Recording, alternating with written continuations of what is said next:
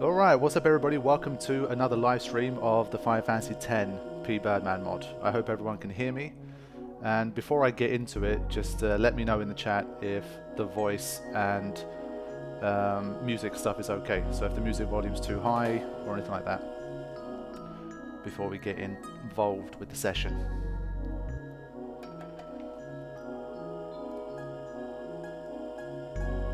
We've got a lot of work to do in this one.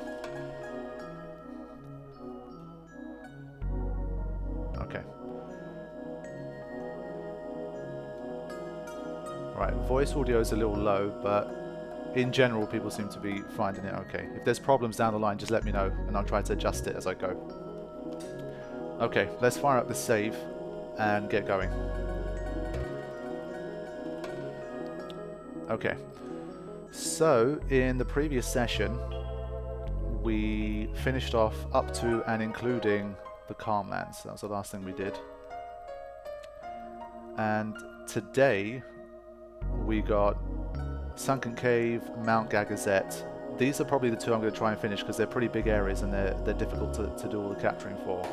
And probably leave Inside Sin and Omega Dungeon for like maybe a final session, or maybe I'll start to do those off screen in order to make progress.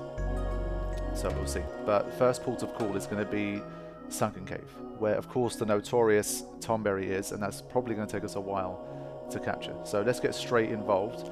One thing I did before starting was I just gave Oren a sensor as well, just to help him out a little bit. I still don't think we're at the stage where, you know, wasting petrified grenades for Stone Strike and that kind of stuff is going to really help. Stone Touch is not going to be helpful enough anyway, so I'm going to see if I can do pretty much all of the capturing without having to use like a Stone Strike or a Death Strike sort of weapon. So that's what you guys need to know. Let's get into it.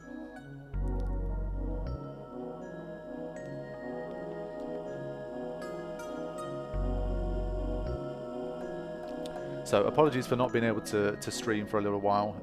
If you've been following me on social media or seen the community posts I've done, basically I'm sharing my one-bedroom flat with some family members at the moment due to some like family stuff, and for that reason obviously it's been difficult to get like a 3-4 hour window where the house has been free for me to stream stuff. So today I have the opportunity, so I'm gonna definitely make use of it.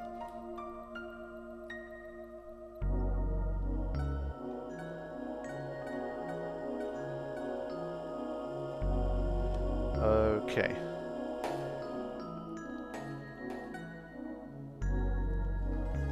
Let's see how long this is going to take. Remember, we're on ×2 speed. So for anyone who hasn't joined in for one of these streams so far, I'm playing the game on ×2 speed. And well, obviously when you do that on emulator, that speeds up all of the audio, so everything sounds really silly. So that's why there's no game audio at the moment. But I've got the Final Fantasy X soundtrack in the background. So obviously ×2 makes capturing much more easy and efficient for me. Otherwise, thinking about it now, we've had 2 sessions of maybe total about 6 hours, so it would have been about 12 hours so far, and I've still got a lot of capturing to do. So that should give you an idea of how long this whole thing would take if you don't have ×2 speed as well. So let's begin. Again, I'll probably hang out near a save sphere, save as regularly as I can. One of the biggest problems of trying to monster capture here is that this encounter is extremely frequent. I think based on the testing that I'd seen on like the GameFAQs forums from back in the day, I think people reported a rate of about 35%, like in these earlier parts.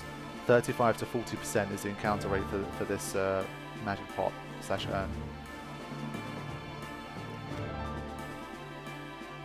So I'll probably keep running until I get near a save sphere, and we'll get going from there. Okay, so our first 2 customers.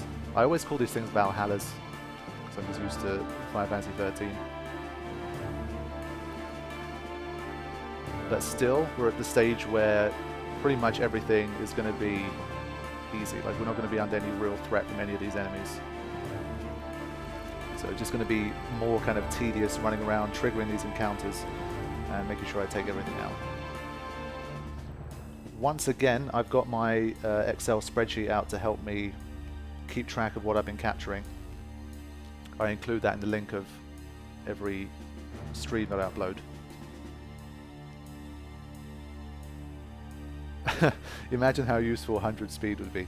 I mean, I think for me, like the emulator limit is about ×3/×4. Once you get beyond that, you can't really control it. Like even when you're trying to scroll through the menu to press buttons and stuff, it becomes quite difficult. So I think ×4 speed is like the absolute sweet spot if you just want to go for absolute kind of maximum sort of speed. Now, I might not be able to take these guys out in one hit. There's one way to test. Oof, just about not. That's annoying. So I might just use Orin for this one.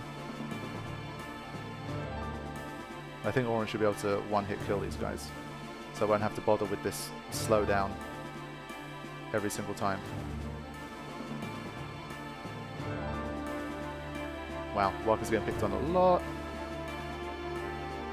Okay, well I can at least take one out. So you can see, as I get deeper into the monster capturing, obviously we're starting to encounter enemies that are able to start doing some real damage and bring you down to critical HP.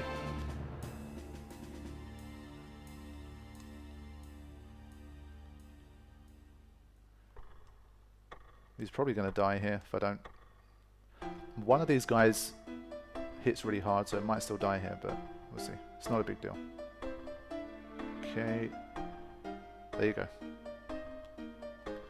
So I think for this one, just let Orin handle it. And yes, since these guys come in threes, it's not too big a deal. We literally just need 4 encounters, so it should be fine.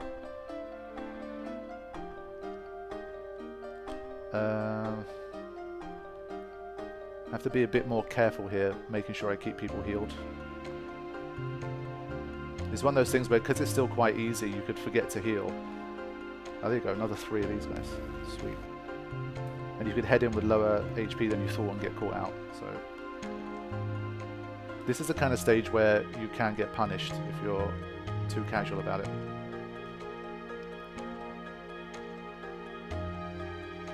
Astro, glad you enjoyed the original Final Fantasy X walkthrough. It's amazing that that series still continues to get watched so much. Just goes to show again how timeless Final Fantasy X really is. It feels, I mean, the series feels probably as popular as ever. And it's been 6 years since I uploaded the series, and the game is almost 20 years old now, so it's pretty crazy.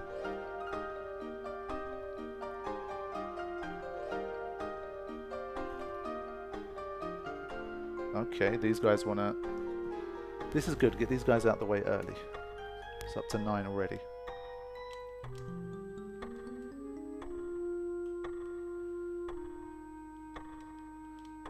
Again, I'll just let Orin do it.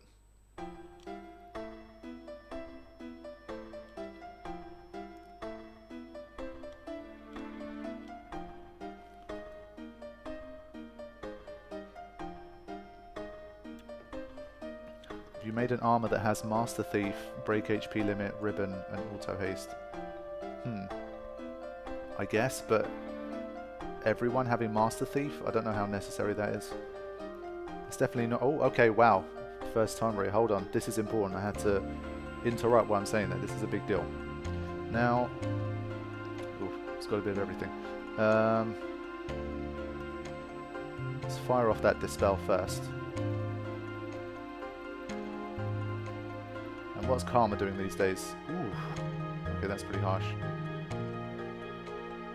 Well, I think these guys are probably going to die every time they attack, but it's fine. We're doing a lot of damage, so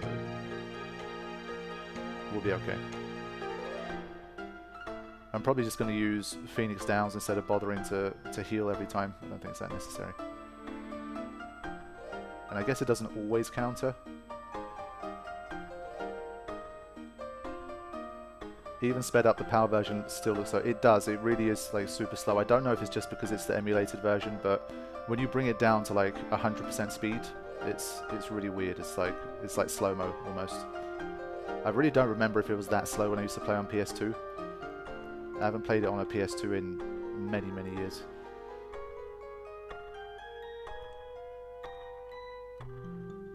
Okay.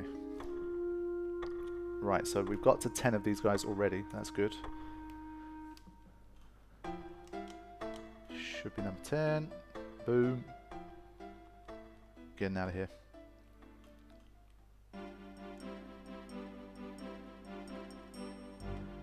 Okay, let's throw in a quick save. Again, like last time, if you guys notice that it's been like maybe 20 minutes since I last saved, let me know so I can get a save in. Okay.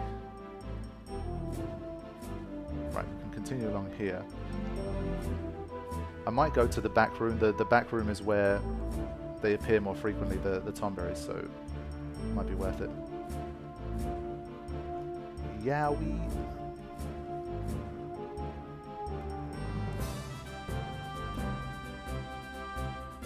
But you can see these guys are oh wow, he missed. It's a surprise. These guys are noticeably stronger than when they first started. Like even I think I've got maybe like 10-15 sphere levels since I started the monster capturing. And even that's made a difference.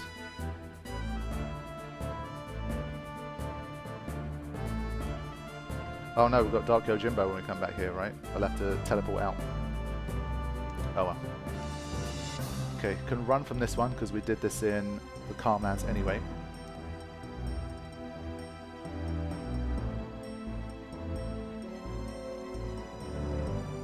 Huh. It'd actually been a while since I've seen one. We had a good little streak. And yes, I can see Toby in the chat once again, my friend Toby, talking about the podcast that we did together. If you guys haven't checked that one out, I definitely think you should. It's pretty easy to find on the channel. Toby is a blind gamer, and we talked a bit about like the whole accessibility stuff in gaming and the experience of a blind gamer and that kind of stuff. I think it would be very interesting for you guys to listen to.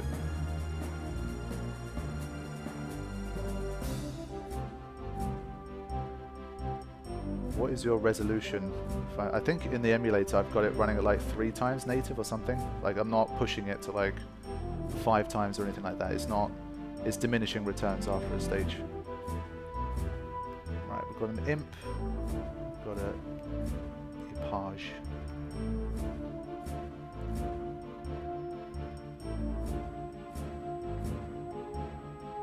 Oh yeah, this guy shielded against.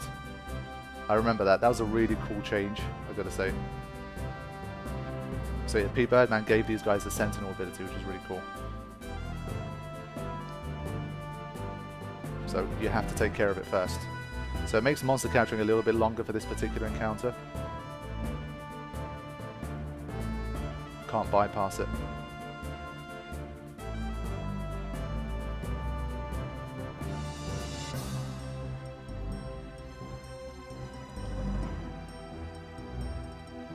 So, because I'm hanging out here where there's no save sphere, I've got to be a bit more careful with healing. But this is the area where the rate of tomberries is higher. So we've already got 2, that's a pretty good start. Getting 10 of these is one of the most tedious things when it comes to monster capturing.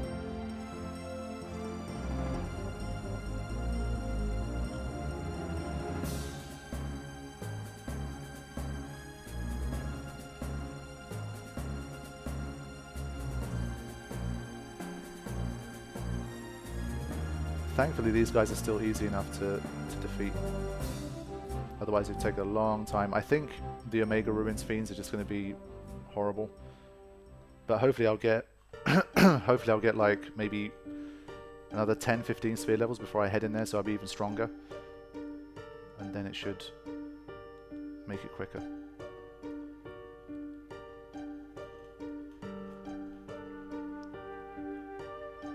Fitting that Lulu's theme started to play here.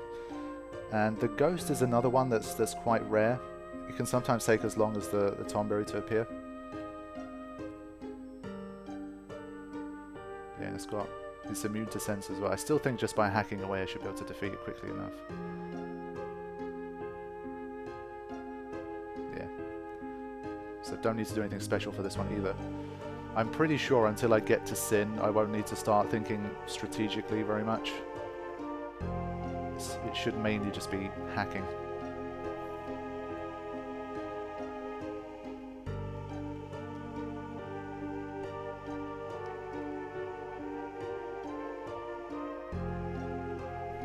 Yeah, for the Omega Ruins, actually encountering the fiends isn't too bad, but it's for this particular mod is because the fiends are difficult to defeat. That's what's going to take a while to do. So if you guys have been watching the series, for example, the Varuna is going to be a pain in the ass to capture 10 of. Unless, like I say, if we get strong enough that we're almost hitting quad 9 for everybody, then I think it shouldn't be too bad. We'll probably just hack through it as well.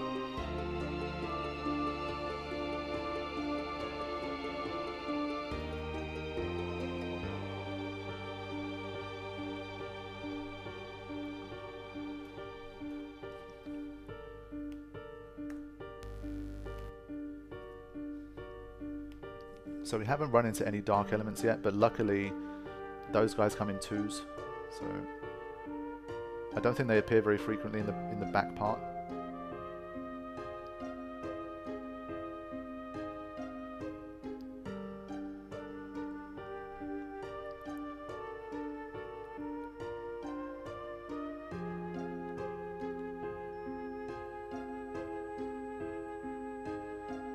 Just hoping as always that the stream holds up technically as well. We've had 2 good live stream sessions that probably they're about 3 hours each. We don't need to capture this guy, and streaming wise it's held up really well, so hopefully it's going to be another clean session. Ghost number 2. Hey Cars, welcome to the stream, good to see you. But I did have a scare when I opened my PC this morning. I've been using it all summer. It's a really old PC now, but I've been using it all summer and it's been fine. But it gave me a blue screen, which I hadn't had in like the 6 weeks I've been using it. But hopefully it holds up. So if the stream randomly disappears, it's because I probably had a blue screen on my PC.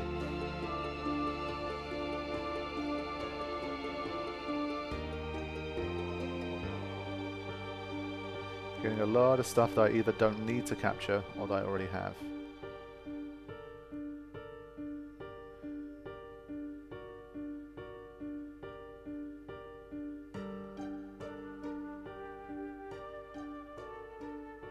Wow. Okay.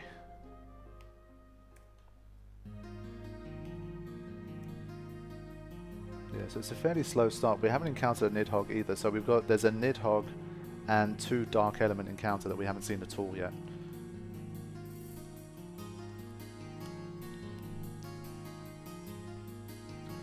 Yeah, I think my blue screen was to do with one of my hard drives. I think I saw like NTFS mentioned in like the error message / code. I've got like 4 in there now, I think, or something for this PC, so I think one of those 4 maybe had an issue, but it seems okay now. Time will tell.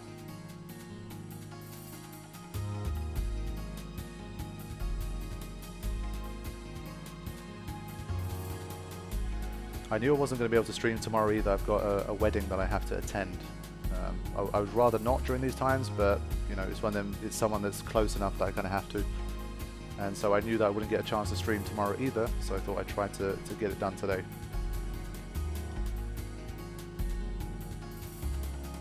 But most likely, what will happen is, depending on how this session goes, this might be the final live stream session for this, because obviously having to wait for a window to be able to live stream is something that's slowing down my progress on the series. And as you guys have seen from the kind of stuff that's popping up in the monster arena, we've got a lot of work to do. So, whoops, I was supposed to flee. I thought Titus got the first turn there. What? Okay. Has Waka got more agility than Titus now? Either that or I missed it, I pressed something wrong. But yeah, as I was saying, I want to make more progress with the mod. So if I'm not live streaming, that means that I can do like off-screen stuff and record more sessions and make more progress and that kind of thing. So I'll probably start going back to normal episodes after this session, depending on how things go.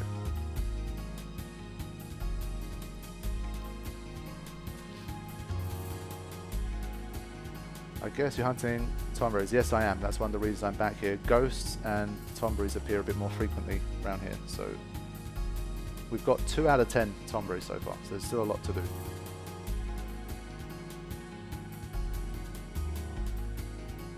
But it's good to see this many ghosts appearing. I think the last time that I monster captured, I think ghosts actually took longer to find than Tomberries.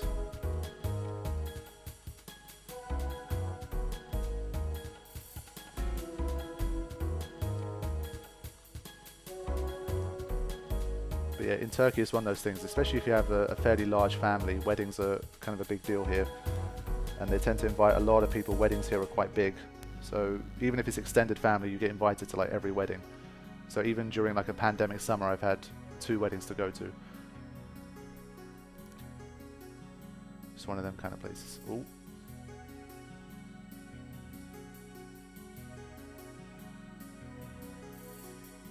Wow. It's going to be Demi next anyway, and I don't think it's enough damage to kill Oren.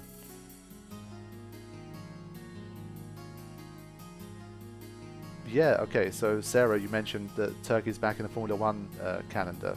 I actually saw that on the news the other day. I don't follow Formula 1 like I used to. Like in my early teens, I was quite big into Formula 1.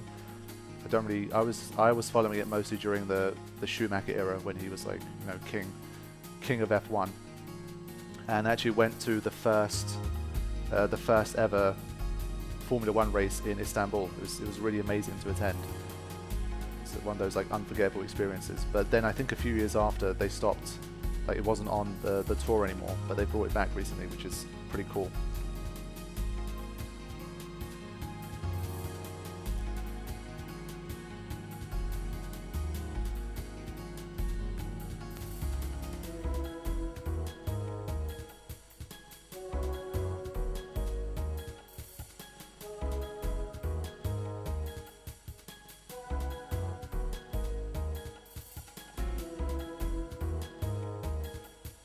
Turkish weddings are insane, even here in Austria. They invite over 1,000 people to their... Okay, 1,000 is a bit of a crazy number. I've never been to a wedding with 1,000 people, but I think like 400 to 500 can be fairly common. Over here, I think it's probably like among the ones that I go to, maybe like between maybe 250 and 400, I would say, is like the most common number of people. But even that, like compared to other cultures, is quite a big number.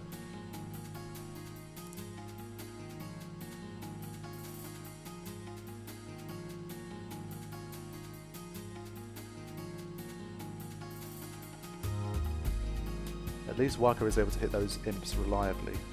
So only 2 imps so far, but 6 equipages. Not doing too bad, but there's still a lot to do here.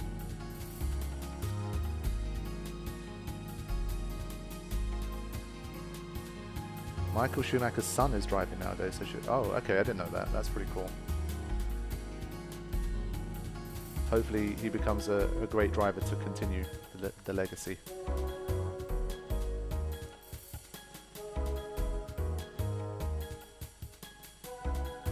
You went to a wedding, a Greek wedding with over 1,200 people. Holy shit, that's insane. I think probably the biggest wedding that I ever went to was a Cypriot wedding in London, where there's probably like, I don't know the exact number, but probably like 800 people there, something like that. 800, maybe 1,000 at its like peak.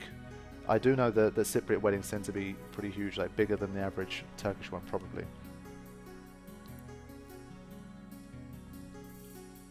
Yeah, there you go. Kaz says, definitely not common to have that many people in weddings in Finland. 50 to 70 maybe at its most. Like when I hear like weddings that have like 50 people in, I'm like, what? That, to me, is just like unheard of. I've literally, I don't think I've ever been to a wedding like that in my life.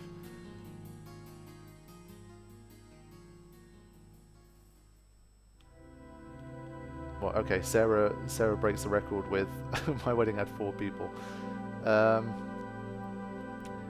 I think what I will do, I'll teleport out just to put a save in. I don't think I can get to the save sphere now because of Dark Yojimbo, so I'll get out. It's been a good little start.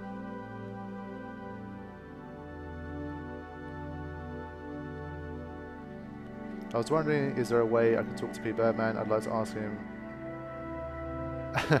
Okay, well, Pbirdman himself has mentioned a few times that he wants to be like in the chat for these streams, but I keep missing him, so it's always like when he's working or when he's not available. Today he looks like he's online on Discord and he should be off work. I've sent him a message to say that I'm streaming, so there's a chance that if he does see it, he might be able to tune in like a little bit later, hopefully.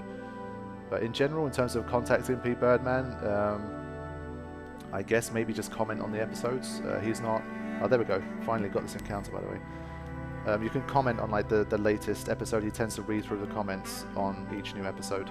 I don't think he's very... like he doesn't have... I don't think he has like a Twitter and Instagram and like a public email and all that kind of stuff. So if you want to contact him, probably that's the best way to do it, I would say.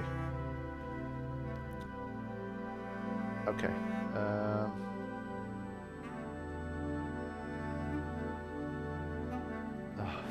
I hate it when they survive like a slip. He missed as well. Wow, that's like the worst possible outcome. Can you die? Okay.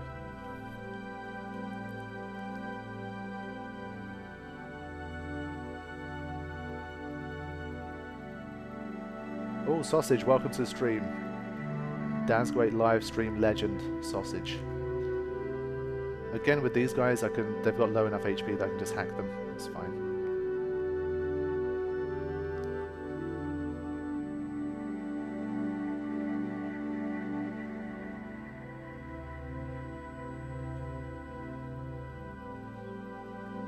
By the way, if anyone doesn't know what I'm talking about when I referenced Sausage joining the stream and being a stream legend, that's a stream that I think you should all catch. I did a Omega Ruins stream where I basically got the live chat to pick which chest to open for the Omega Ruins Warp Sphere kind of chest opening game, and it was a really, really fun session, and Sausage had one of the most memorable, best runs out of everybody. So if you haven't seen it, you can go through the channel. I'm sure you'll be able to find it.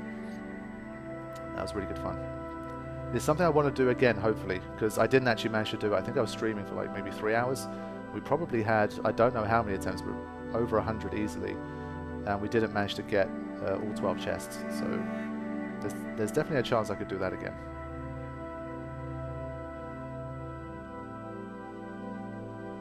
Okay, these guys I don't need.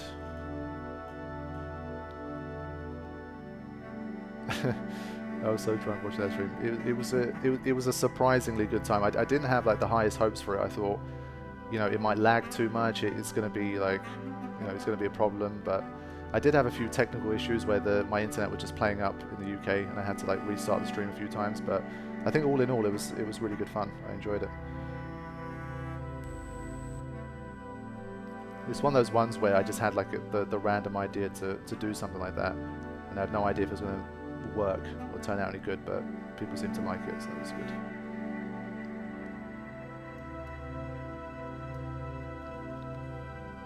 I was actually planning on doing a second one of those for my birthday, but because I'd started to get into the live streaming for this stuff, and I wasn't around to live stream on my actual birthday, I decided to not do it. But it's something I've got in mind. I would like to do a second one of those.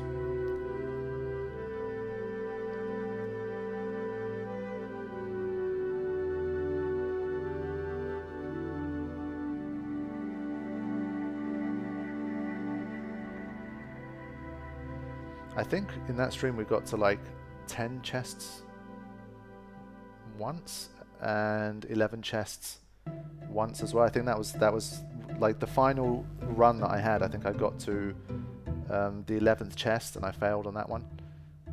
So we were very, very close. Got all the Yowies as well. That's good. So how are we doing? Literally only have one Nidhogg so far. I might even head to Gagazet, like if it becomes a problem and that encounter for some reason doesn't pop very much. They seem a bit more common when you're climbing Gagazet, so we'll see. I'd say maybe I'm like 30% of the way through. We've only got 3 Tombows so far, so there's a lot of work to do. Did you grow up in England? Your English is so perfect. I should hope so, because yes, I did grow up in England. It would be a little bit embarrassing if my English wasn't close to perfect at least. I think it would be awesome letting you know that Pbirdman moved Durin in Final Fantasy X and was holding a special treasure if you find him. I don't know how possible that is, but it would be really funny if he did something about Durin. I always say, if there's ever a remake of the game, they have to do an Easter egg about Durin. Like, give him some new dialogue, or turn him into a minigame or something, like, or make us like able to find him and like, oh shit, he was here all along, and that kind of thing. I think that'd be fun.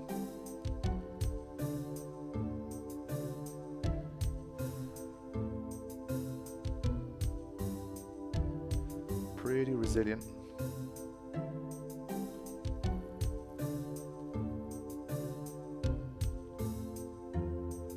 I do actually have some information to share about Darren now that I think about it. It's something that's kind of in the works that I will share on the channel like further down the line. I did find out something interesting about Darren that very, very, very few people probably know, I would say. So I'll tease that, but we'll get to that eventually. Like right now I'm focused on the Ultimania stuff that I'm working on. I have a new Final Fantasy X Ultimania video ready. And I think once I'm done with the Ultimania content that I want to do, then I will show you guys something that you've probably never seen. And it also features Darren to an extent, so it might be fun.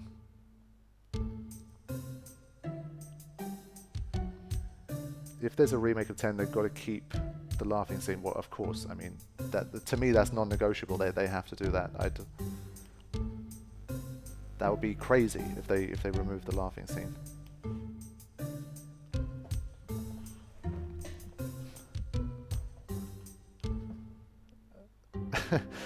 What about when all the Blitzball players hit 99, a super team of all Darrens appears so you can play against them?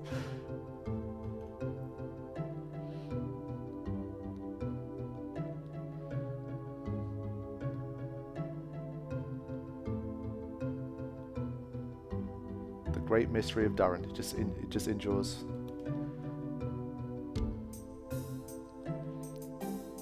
So I'll probably hang around here until I get all of the dark elements, I would say, and then probably head back to the Tonberry region. Maybe we'll go to the green room next.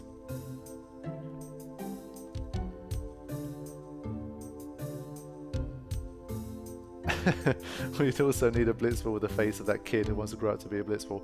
I hope you guys, I've shared it once on my Twitter, but someone made a hilarious Photoshop of the kid who says the line like, I want to be a Blitzball when I grow up. And they photoshopped him onto a Blitzball. It's absolutely hilarious.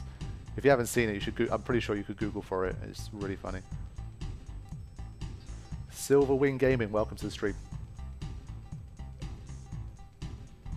I've never heard this guy live. I thought it was, yeah. I mean, I've probably done less than 10 live streams my entire YouTube career. On YouTube, I did some on Twitch, but I've never done it. Well, I've only done it maybe 7, 8 times on YouTube. So it's normal that you haven't heard me live very often. We're up to 4 Nidhogg's now and 8 dark elements. That's good.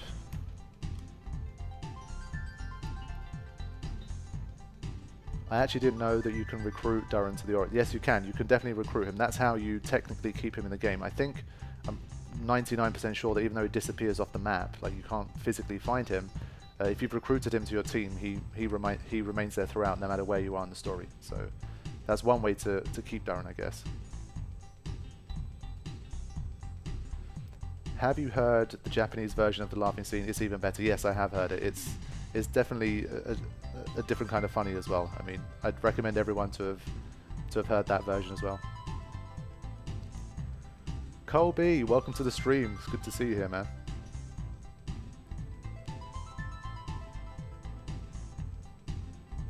Welcome Desiree as well. This is an annoying encounter with the bodyguard. Only 3 imps so far. Damn, that's not good.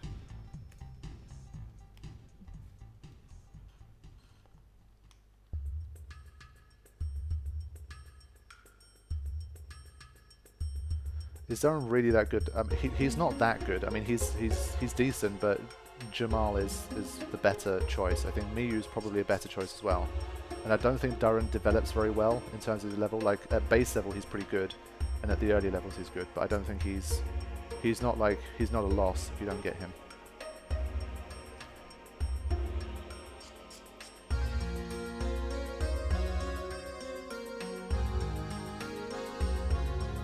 Probably save again in a bit.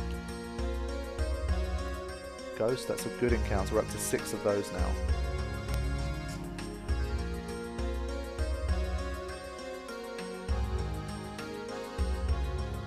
Imagine Oren playing Blitzball. I really can't. He would have like 99 endurance. I'm trying to think what his stats would be. He'd have 99 endurance and his speed would be like 40. He'd probably have a powerful shot, so his shot would probably be good, and his defending, because he's like the sentinel guy, his defending would be good as well, I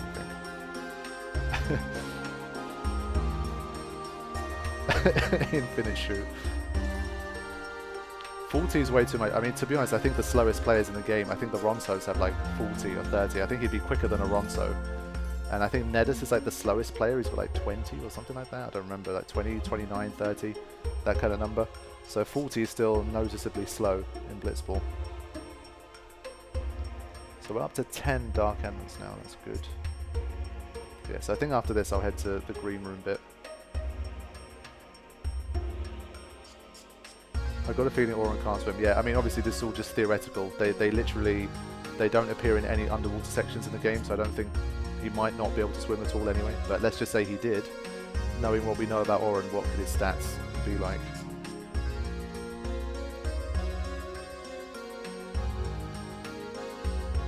Thanks, Jack. Thanks for welcoming. Thanks for coming to the stream. Hope you enjoy yourself today.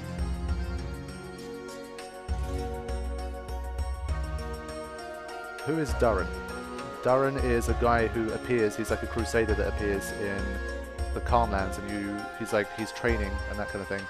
You meet him in a game, you can talk to him as an NPC, but then after a certain story point in the game, he completely disappears and you cannot find him again anywhere in the game. And he's become a bit of a meme for the way that he disappears, and people have always wondered where he is and if you can ever find him, but you cannot.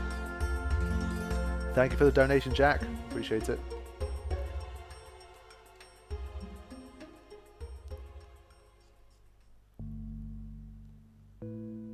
Okay. Definitely need more of this encounter. Imps are one of the ones I've encountered the least.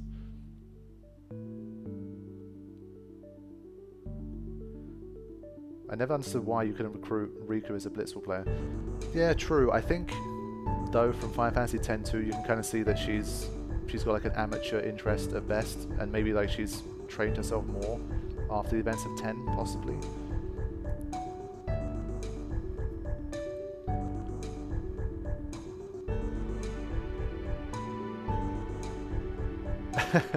You think the Hypello are banned from Blitzball for being OP? I would have loved to have seen a Hypello team, but it would have been, I think, doubly funny if they had like stats opposite to their kind of what you'd assume would be their physical attributes, because they look very slow, very chill, and they're very small and weak looking as well. But if they turned out to be like these crazy good blitzers, that would have been really funny. I'm gonna save I just did a minute ago. We'll head to the green room for a little bit.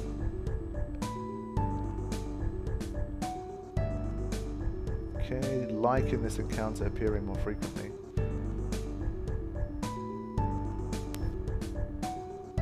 But Gagazette is one of the most annoying places to capture, so that's going to take a while as well. There's a lot of fiends there.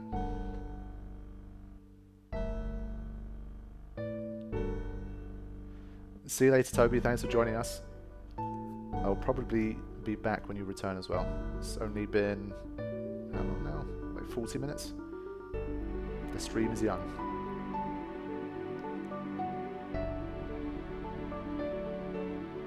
If you could design an Aeon, what would it look like? What are the abilities? Oh man. I'm headed the wrong way. It's not something I've ever really thought about, to be honest. Just trying to think, is there one that's kind of missing? Over the years they've designed so many summons that I think for this game maybe it would have been nice to have had a water-based Aeon as well. I would have said, because we've got the lightning, fire and ice, but we don't have water, so I think that would have been probably good. So obviously Leviathan, but maybe they could have designed like a one-off special kind of water Aeon for this game as well, maybe. But yeah, I think yeah. In terms of what I would have added, probably Leviathan, I'd say. Maybe if there's a remake, they'll add one. Who knows? Bloody forgot where the green room was. I think it's back here, and you take a right. Yeah. A secret Aeon made up of Machina would have been a good twist. That's an interesting one. I think they lent into that a little bit in 10.2 with like the transformations of the dress spheres making that kind of thing. But yeah, true. Yeah, we've got Alexander that's kind of got that sort of Machina feel. That could have worked. So yes, the infamous green room where people believe that Tomberries spawn a lot more frequently. Well, they do, but it's no better than the back room for people that are curious. But it's definitely a place to hunt for Tomberries if that's what you need to do.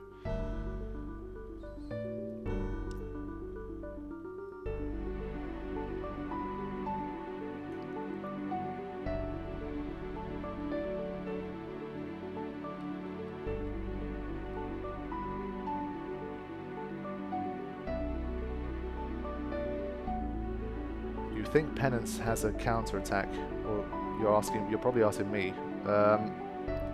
I doubt Penance has a counter-attack. Maybe the arms do? Or did they always? I don't remember. I don't think they always did. So maybe? But for Penance, I think the only thing that I would put any kind of money on would be that the arms are going to be very different. So either you're not going to be able to attack the arms, or you will be able to attack the arms, but their stats will be very different. So they might not have 500,000 HP, they might have a lot more. So the usual tactic of kind of take the arms out and then focus on the body is probably not going to work like it did. That's all I can really say. The rest I have no idea. Rule, welcome to the stream. Good to see you.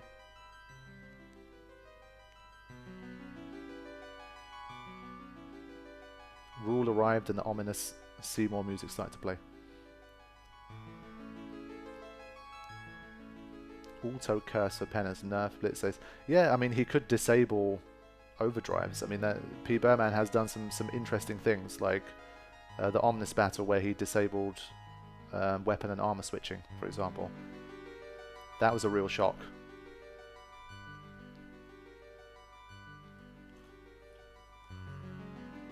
But as you can see, the fiends we're encountering here are the same ones, the same set that appear in the back room. But no Tomberries yet. We only have 3 so far, unfortunately. Anna, welcome to the stream. Good to see you as well. Penance will have a 3rd phase in which he becomes Dark Penance. As long as Penance doesn't have more HP, I'm fine with that. Just do not give Penance more HP. 12 million is already way more than enough. It won't make the battle any harder, I think, to give it more HP.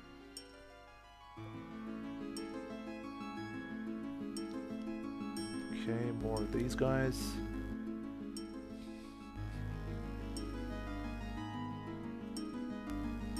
I think I might have miscounted a Valaha.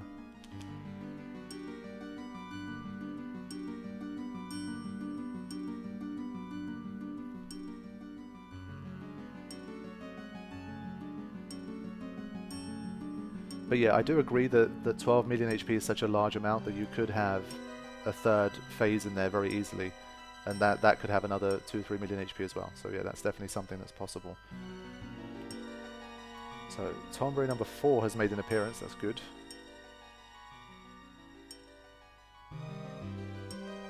Oh, okay.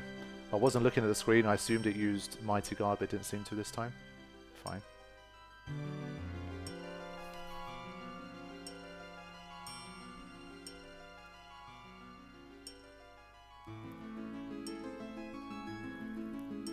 Penance is quite tough as he is, though granted if you can keep up your flow he'll go down due time. Yeah, I mean, Penance being hard is one of those things where it's like yes and no, I would say. It's one of those things where when you are truly prepared, it's not that hard, it's maintaining like the rhythm of that battle for that long, because it just takes so long to do. And it is one of those battles where if you do use the wrong move, then you can get yourself wiped out. But because it's turn-based, in that sense, it's quite difficult to mess it up if you have everything kind of set up as it should be. Yeah, the difficulty comes from keeping you exactly. I don't think it's really that difficult. I would say like, trying to think. I think like a storyline boss, like let's say Seymour Flux, the first time you fight it, like when you have little idea of what to expect and that kind of thing, that stuff, I find that more difficult because it's more like dynamic in that sense. Penance is a very static battle. Once you have like the strategy sorted, it feels much more repetitive. And Penance only really has like one move in the first phase and one move in the other phase, and you basically don't really see the other moves because you keep taking out the arms. So in that sense, it does become a static / boring battle, and that's why it also doesn't feel super hard to me in that sense. So I wouldn't rank it that high if I was ranking like the hardest Final Fantasy super bosses personally. That's how I feel, but I don't know.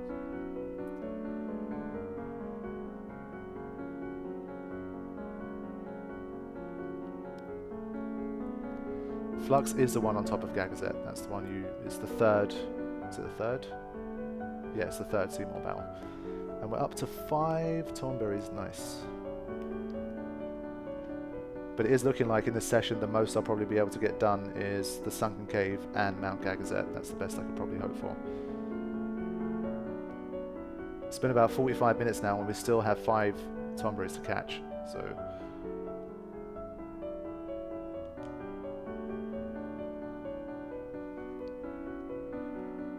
Jonas, welcome to the stream. It's been about 45 minutes, so hopefully I'll be around for a while yet. Let Oren finish this off.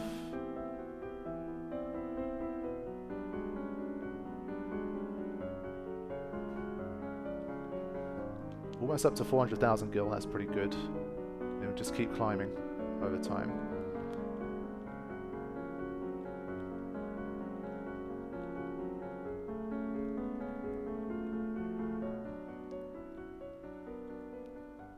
So I'd say we're definitely easily over halfway now, even though we've only caught 50%, well, up to 6 now for Thornberries. I think with this, we're definitely over halfway now, the capturing. What say you if Penance has less HP in this mod, other than the difficulty change? That's one thing that I've said to Pbirdman. Like, he hasn't told me what he's done with Penance, but I think I've said, like, I really don't mind if Penance has less HP, but it becomes a more dynamic and difficult battle in other ways. Like, Penance's difficulty is not because it has 12 million HP, really, I don't think.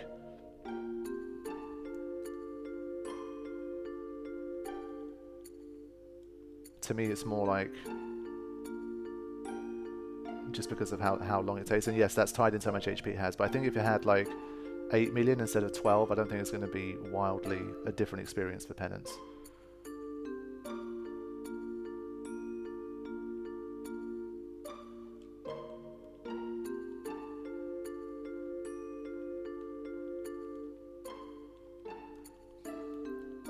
What do you think the prize should be if you find Darren a second time? It'd be like 99 all items.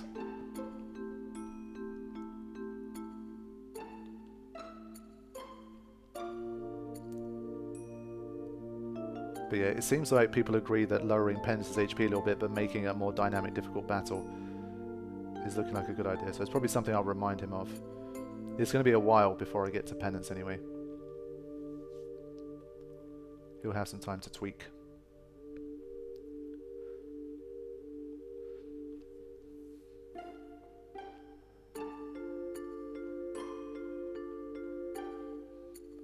I think most people watching this at this stage know enough about the Pbirdman mod that they haven't asked yet. I'm surprised, but I might as well say it preemptively before someone asks.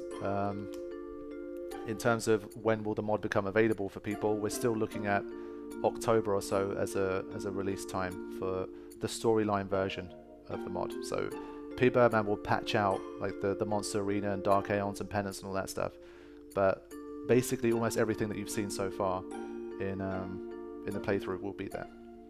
So it should still be plenty of time. It took almost 100 hours to do all that stuff anyway, so you'll get a lot of mileage. And when the final like version comes out, you should be able to just patch it and use the same save, so it won't be a problem to quote-unquote upgrade to the post-game version.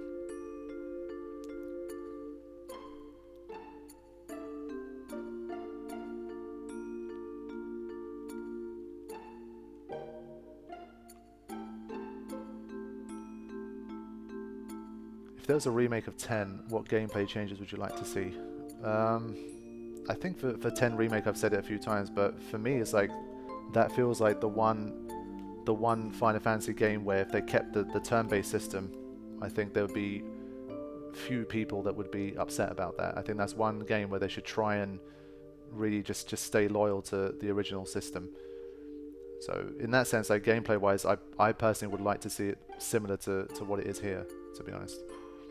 In terms of the world, I like the linearity of 10. I always have.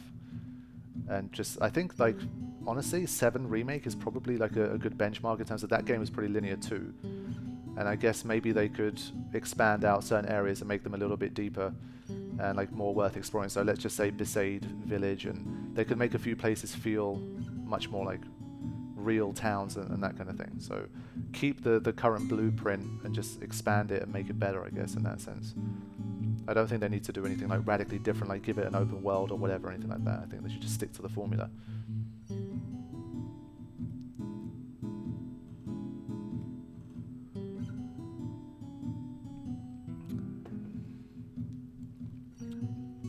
What about story? Well, I'm one of those people where, to me, if a game is a remake, then it needs to have the same story anyway. I don't agree with remaking a game and then giving it a different story. To me, that's not a remake, that's like a reboot. So for me, the story needs to be the same anyway. Of course, maybe you can tweak certain little things. So it would be difficult, but one thing I think I would like to see is, again, looking at the Final Fantasy VII Remake formula, what they did was they, at least up until the end of the game, was to keep what was already there and expand out certain bits. So I think keeping the original Final Fantasy X story and probably adding more to it in certain areas, I think would be a good idea. So maybe my immediate thing would be, I'd like to have seen more from Dreams Anakin. So I want to see a bit more about what life was like in Dreams Anakin before Sin attacks at the start of the game. So that's one area I think they should be, like, if they do want to expand, I think that's one thing I would like to see more. Because Dreams Anakin is just such a cool area, and I think so much of the early part of the game hinges on what Tidus is feeling about having come to Spira and being taken away from his home, and the homesickness that he feels. But we probably don't get as much, we don't really get any time to see what Tidus' life was like outside of the fact that he's a Blitzball star. That's all we really saw. So I think deepening that part of the story, I think, is the first thing that I would like to have seen.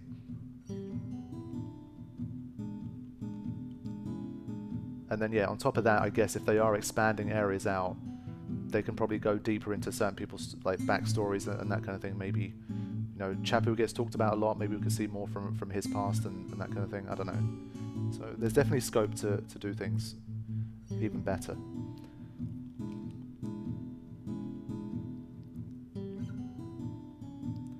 And of course, yes, so as mentioned, add in a Braska story each time you find a Jet Sphere. I mean, it's possible. I feel like the game would become really huge then, so it would turn into like a Final Fantasy VII Remake situation where it would be like, we can't do this all in one game, so we have to have multiple games kind of thing. But as long as they do it right, I'd be okay with that. Because if, like you say, let's say for the remake, they decided to work Jecht, Auron, and Braska's story into it in a more like in-depth way. So, you know, that's like the prequel that a lot of people would want to play anyway. And if they found a way to weave that into the story that we know, then I think people would be willing to have like a 2 or 3 part Final Fantasy X remake. So I think that could be a move as well, if they're willing to put the work in for it. I definitely wouldn't mind that. And yes, exactly. Final Fantasy VIII pulled the twin story gameplay thing pretty well, so I don't see why it couldn't happen. Protect was just about enough. Mechanic change for 10 remake, skipping cutscenes. Yeah, I mean, of course, that's something that they should do. I didn't really think of that as like a mechanic per se, but yes. At the very, very least, like, allow people to skip them on, like, I don't know, after they've watched it once, like fully, then they should be able to skip. Guaranteed. I feel like a little section where we take control of Union Besaid for a little could be neat. Yeah, I mean, most of this stuff ties into the idea of just kind of expanding out what we already have, and I think there's definitely plenty of scope for that. We should have 10 of these already, but just checking, yes. Okay, good.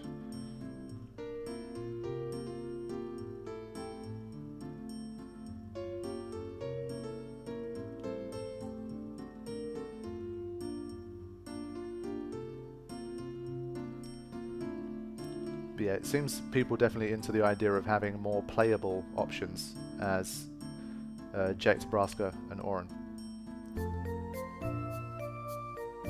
The more I say it, the more it feels like a really good idea to me, because that I think would be what would enable them to say, oh guys, we need multiple games for this. So Square Enix makes more money by making multiple games too.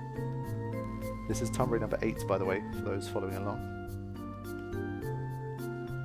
So yeah, they get to make more money, and we pretty much get to have the prequel that we always wanted. So they can kill two birds with one stone, I think, with that. Probably a good idea. Nebula, welcome to the stream. Thanks for joining us.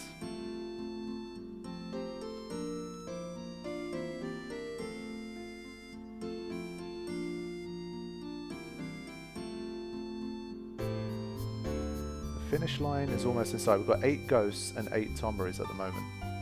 I think I should probably save. I'm going to go and save.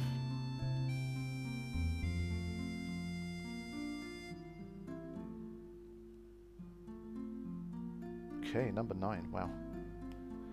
Nice!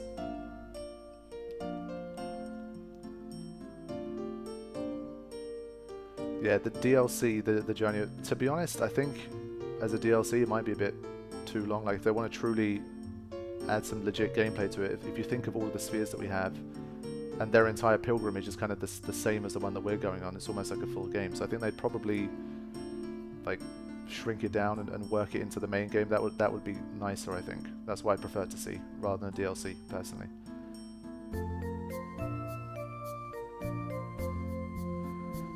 Could go into Zanuck and Bevelle War. I think, to be honest, if they were remaking the game, I think that would fall too far outside the scope of the story. To me, that needs to be like its own sort of story. Maybe they can expand upon it a little bit with like dialogue and maybe some extra like scenes or flashbacks or something about it, but in terms of like actually telling the story of like Zanuck and Bevelle and the war and all that kind of thing, the emergence of Yevon and that kind of stuff, I think that needs like its own game, or maybe that could be a DLC, I don't know. And yes, I think the movable camera stuff is a given. I'm 99% sure if they ever remake 10, it's not going to have the same fixed camera situation that it does now. To me, that's like something I already assumed would be the case. To me, it should be looking like 7 Remake does in that sense.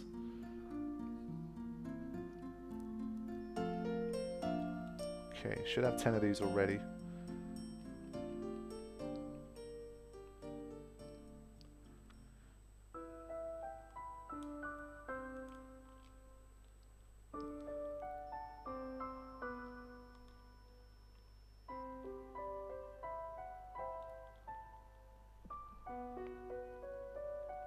So it's been about an hour since I started, and we're still not done with Sunken Cave. And remember, it's been 2 hours because we're playing on ×2 speed.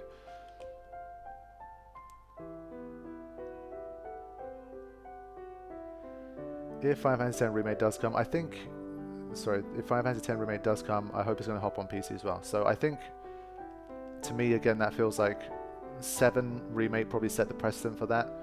And since that's coming to PC, I think from here on out, I would assume that these kind of things would always come to PC.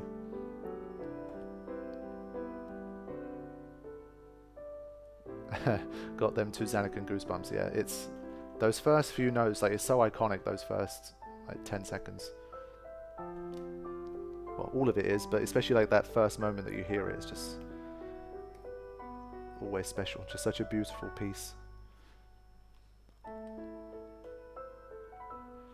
One of the things I will be going into, while I'm kind of on that topic, in the Ultimania series I'm doing, there's a little bit about the soundtrack and the music of Final Fantasy X, and you'll get to hear a little bit about the stories of some of these tracks from the people that created them. So that's another thing that I'll be sharing as I dive deeper into the Ultimania.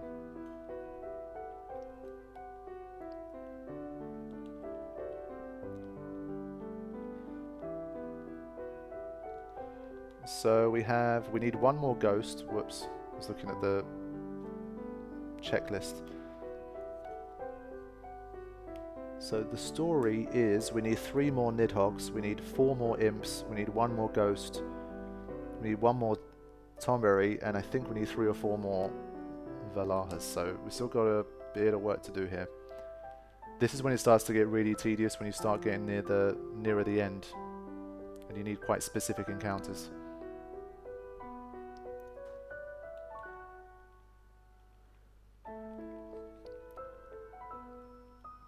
Yeah, so it's been asked a few times before, but always worth mentioning again. In terms of the mod being available for the remastered version of the game, that's not something that's currently possible, but I think once we have it out for the emulator, it's something that Pbirdman definitely wants to look into to see if he can kind of port it over. But at the moment, it's a no for now. But if that changes, of course, I'll let you guys know.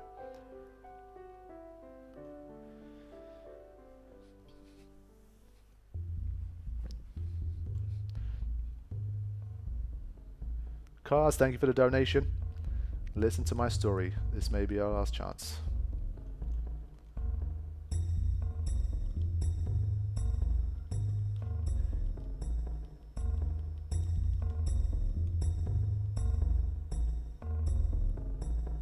Okay.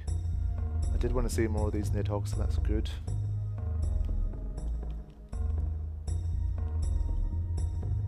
But yeah, capturing 10 Barbatos inside Sin like Summit. So Barbatos, King Behemoth, the Varuna in this one is going to be tough. Those are the main ones that stick out, I think. I'm trying to think what else could be tough. Probably not too many more, but even those alone, it's going to be a pain.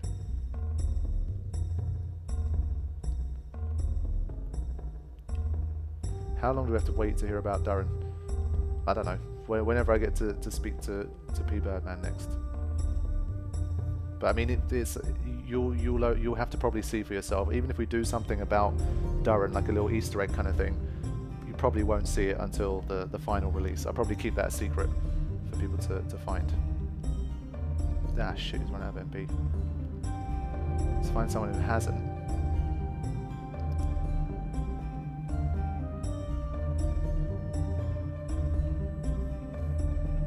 Yeah, the Puroboro things could be difficult as they are, that's a good point. I did say that he should change them a little bit, so he's changed those guys up a little. I mean, as they were in the first Omega Ruin session, I really think he kind of misbalanced those guys, so I think they will look a little bit different. So hopefully it won't be as bad. The main good thing about that, of course, is that you get 3 at once. So once you get the hang of capturing 1, it'd be fine. So that should be number 10. So that's good. I'll probably stick around here until I find 1 more ghost, and then I'll move on.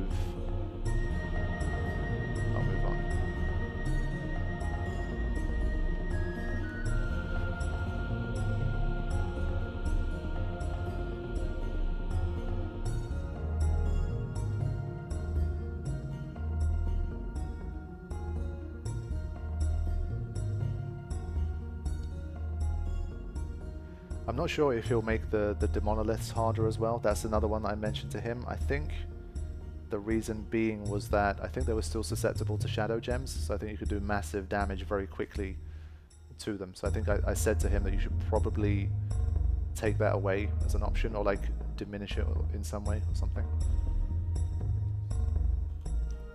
So it might be different. How has your day/night been? It's been good. I've been doing well. I'm glad I finally got to make the next Final Fantasy Ultimania video. It was one of those ones that was on my mind for a while, but I didn't have a chance to really sit down and work on it. With those ones, it's always the editing that takes a while, because I always try to find sort of relevant footage for the bits I'm talking about and that kind of stuff, and put those in, and screenshots from the Ultimania and all that kind of stuff, so it does take a little while to put together. Curtis, welcome to the stream. Thanks for joining us.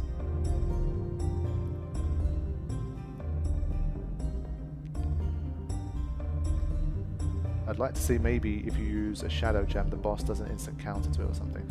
Could be. I mean, basically anything to kind of discourage the player or inhibit the player from using shadow gems, I think is probably a good call. Okay, so I've just heard from Pbirdman himself. He says he's going to be on in about 15 minutes. So if you guys stick around in the chat, you'll be able to chat to Pbirdman himself. I probably won't have any questions left to answer. I'll just be silent as Pbirdman answers everybody's questions. Jake must be a patron. So I release content early on Patreon, like these sorts of videos. Those guys get to have an early look at it. And Jake's seen it, so at least Jake seems to like it. Hopefully you guys will too. So a quick shameless plug for my Patreon if anyone's interested. You can search it up. There's links for it everywhere. That's on the channel and that kind of thing.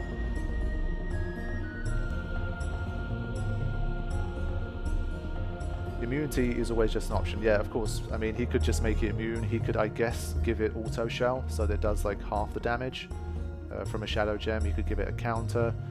So there's plenty of things that could be done. I think that's ghost number 10, by the way. That's good. Whoops.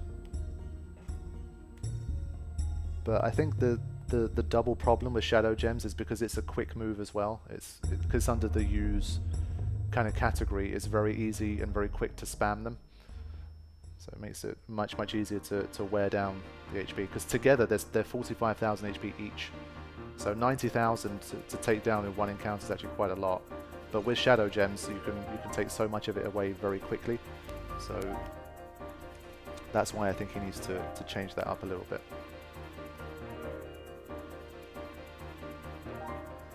I want to download Pbirdman mod. Something tells me you're probably not the only one.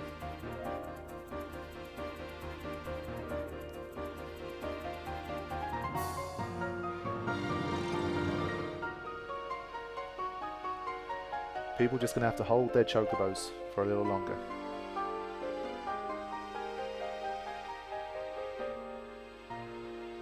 The shadow gems themselves could be nerfed. Perhaps. I think that's a bit of a risky slope to go down. Delay is just such a dangerous move, and it's so difficult to balance delay. So I'm not too sure about that. I mean, I guess one way to nerf them could be to make them take away a quarter HP instead of half as well. So you need to use more of them, and especially early on in the game, they're not super easy to farm. You have to take a lot of time out to be able to farm like 40, 50, 60 of them to use in like the Omega Ruins and stuff. So I always thought the fact that it takes away half was always a bit OP anyway. So that's one thing that could be done too. That's the thing with this mod. I mean, literally, we're just talking about shadow gems right now, and already for that, there's a bunch of different ways to think about it and do it and that kind of thing. So imagine literally an entire game, like every single encounter, every single boss battle, every single piece of equipment, the sphere grid, items, overdrives, everything. Like to be able to mod that entire thing and maintain some reasonable balance is just it's a Herculean task. And that's why I always praise Pbirdman so much for all the work that he's done.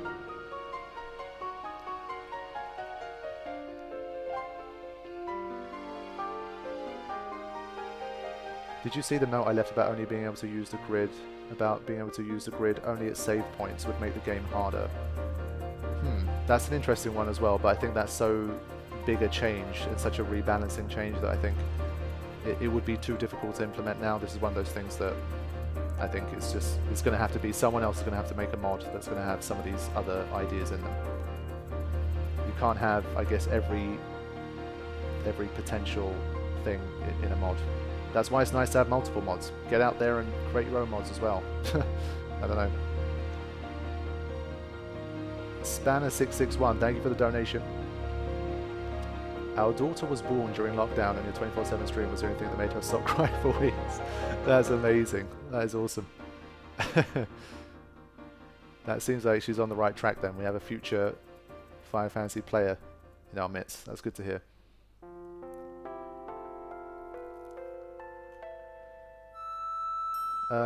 What Final Fantasy X tattoo do you have? I have one of the logo on my arm. The one I have is the Zanuck and Abe's symbol. I have it on my left forearm. So it's like, it's the one that you see at the start of the game, like the reddish orange one that you see on the title screen and stuff when you're starting the game in the opening credits. And I've got this like space theme around it, so it's lodged inside a nebula, so it's got like a galactic space feel to it as well. If you guys don't know what tattoo I'm talking about, you can see it. I think it should be on my Instagram. It's like one of the earliest posts I made.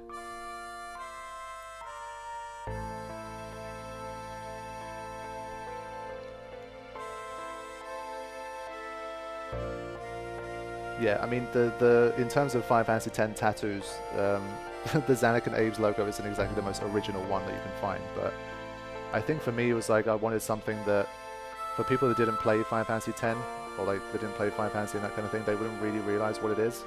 It's in like the most literal sense, it's just a symbol. It's not really that, it doesn't scream like Final Fantasy X. So for me, that's why I preferred it. So people ask about it because they don't know what it is, and then I can tell them the story of what it is and where it came from, that kind of thing. So I'm very happy with it. It's been over 3 years now since I got it, and I still love it.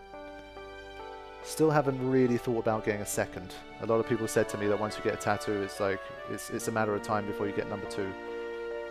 And I probably will someday, I think, but like for now, it's been 3 years and I still don't have any intention of getting a second, like serious intention. There's been like little ideas that I've had, but nothing really serious.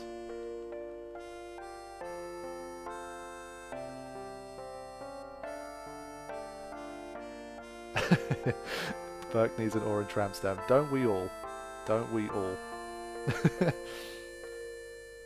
A Douglas logo would be more unique. Yeah, but I mean, my kind of affiliation is with Tidus, Ject, and the Abes.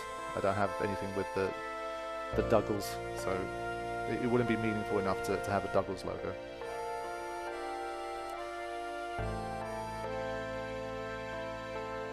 Is there an option in the mod to have the environment music in random encounters? No, there isn't. That's not a mod thing. It's just something I'm doing for this stream. I'm going to compliment my tattoo with "Die and be free of pain, live and fight your sorrow" line from Auron. That's a good line. I've always been a bit like I've not wanted to get writing because I've seen how tattoos age, and writing is one of the most difficult ones. Like over the course of like 10 years, 15 years, it can start to blur out a little bit and stuff. So for me, that's why I decided to not go for that kind of thing. There's a lot of cool quotes I would have potentially considered, but decided against it for that particular reason. Navi, thank you. Glad you like it. The Tuggles were robbed. They would have won if that pesky Sin hadn't appeared. My sister works at the National Space Centre in the UK. They have Matt Damon's costume from The Martian. Well, and she gets to meet a bunch of real-life astronauts and actors from space. That sounds awesome. Wow. I think the coolest space-related place I ever went to was the European Space Agency in the Netherlands for an episode of a TV program that I directed back in like 2017. So that was a really good time. Saw some really cool things, met some really cool people.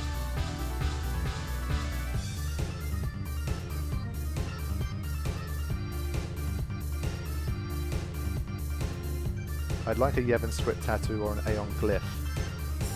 That's a good one. I think the concept art for the Aeon kind of faith, I think looks really cool as well. For people considering tattoos, I think some of them look really, really nice. Worth considering. If you like a little bit of like color and that kind of thing, something a bit more artistic looking, it's definitely worth having a look at.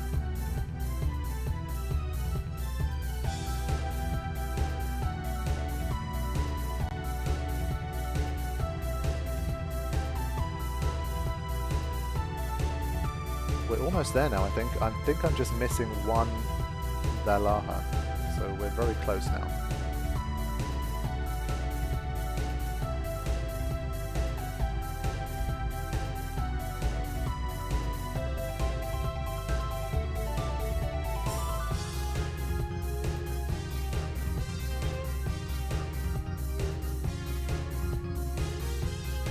See, now we're in that annoying situation where, because you only need one more, that encounter is going to be difficult to find. Oh, Pbirdman in the house, finally! He caught a live stream. Welcome. Enjoy the questions, Pbirdman. I'm gonna take a break here. I'm gonna relax, sip some water, catch some fiends while you while you interact with the chat. That's a load off my shoulders.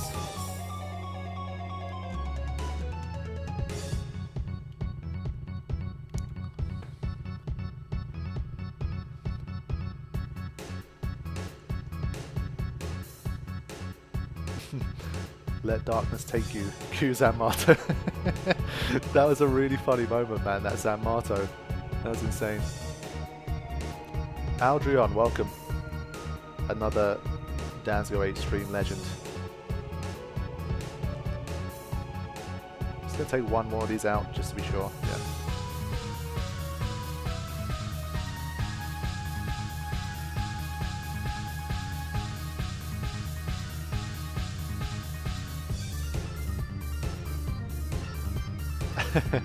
Don't rage quit, says Pbirdman. I'll do my best.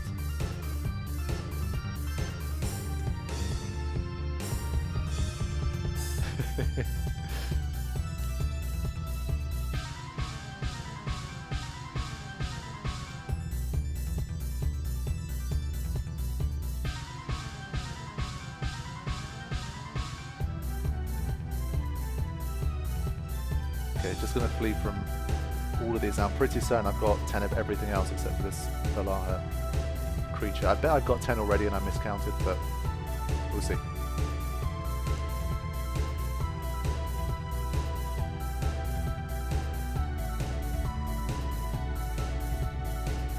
Yeah, there have been moments where I've had to suffer during this mod testing, but I'm suffering so you guys, well, A, I guess get entertained, and B, probably don't have to when you're playing yourself.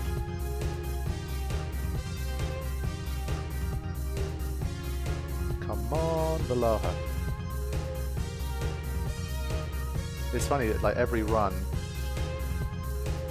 there's a different monster that takes the longest to find. We've encountered like 12 Tomberries now, maybe?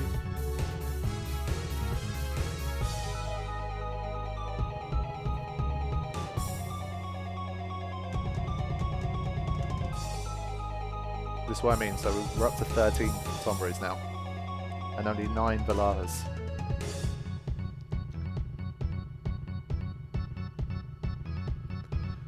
So I'll read some of Pbirdman's comments as well, just in case there's some issues with the live chat when I upload it afterwards. But he says, I must admit I haven't dabbled in Blitzball as the data doesn't seem to be stored like regular enemy / character data, but I'll certainly keep looking into it for you guys, because there's been a lot of questions about whether he's changed Blitzball or not, and the answer so far has always been no.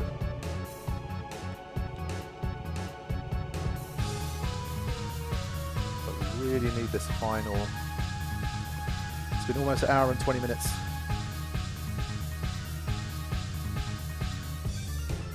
But yeah, honestly, I think Blitzball is like one of those things that, of course it would be nice if there's a little bit of tweaks done to it, but to me it seems very low priority. I'm much more focused on the actual gameplay and the fiends and the bosses and all that kind of stuff.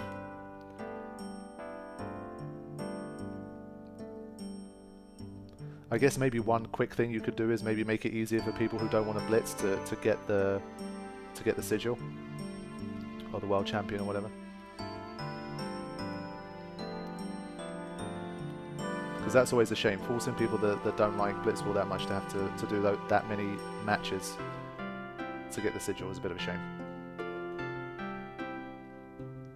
Because people who like to play Blitzball will just play it anyway, even if they don't need the sigil and that kind of stuff. So it might be worth considering.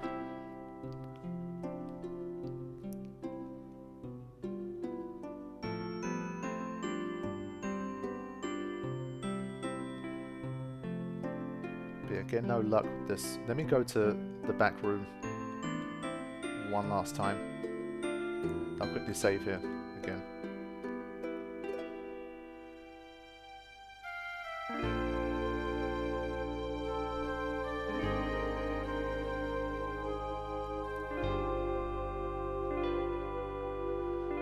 The only thing I don't like about Blitz is RNG. Yeah, I mean, to be honest, without the RNG though, then everything becomes a formality. It's just literally like, do you have more stats than the other player or not? And then everything is always guaranteed. So if you have the better stats, you are guaranteed to win every time almost. So I guess RNG kind of has to be there.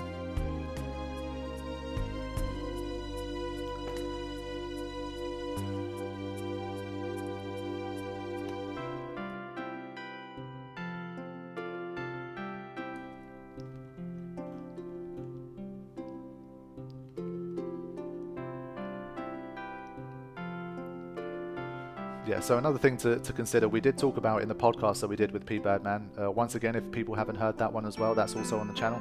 You can search it up pretty easily. We had a good long discussion about Final Fantasy X, the mod, and all that kind of stuff. I definitely would recommend tuning in and checking that one if you haven't already. But in that, he also mentions that he's not really like a programmer sort of guy. Oh, we found it. And so, like, you know, some of the more potentially complex mods that people would like to see made to the game, he's not able to do them.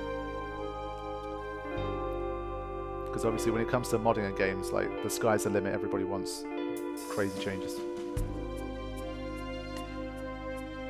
They could have adjusted the RNG in the Blitzball though. Yeah, that's what I agree with. I think if they are to make Blitzball again, I think they should go for less of an extreme variation, because it really does, it negates too much of the stat difference, I think. So I'm definitely in agreement with that. So maybe make it like 25% plus or minus rather than 50. Seeing Nimruk with his 18 catch like a 26 sphere shot or jet shot is just always so annoying. It just doesn't feel like it should happen. So yeah, I agree. Okay, time to see what P-Bird has cooked up for capturing these guys. So previously, the reward was 40 silver hourglasses for doing this. Let's see what we got now.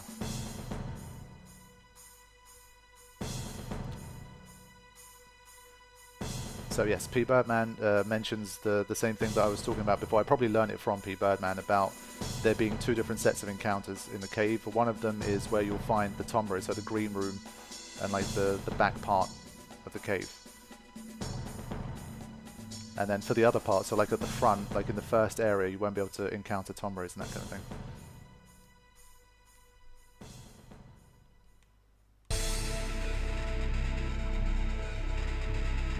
Okay. Let's see.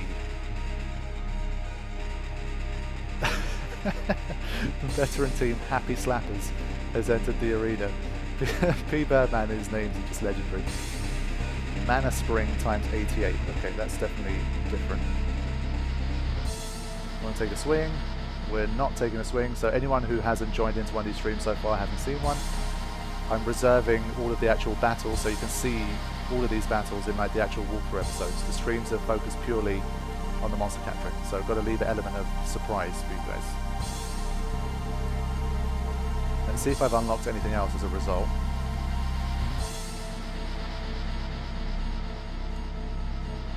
Okay, here's a unique team I assembled just for you. Welcome, Sunken Soul Seekers. Silver. Okay, so I think this is the Cabin of the Soul and Faith prize, I think. Okay.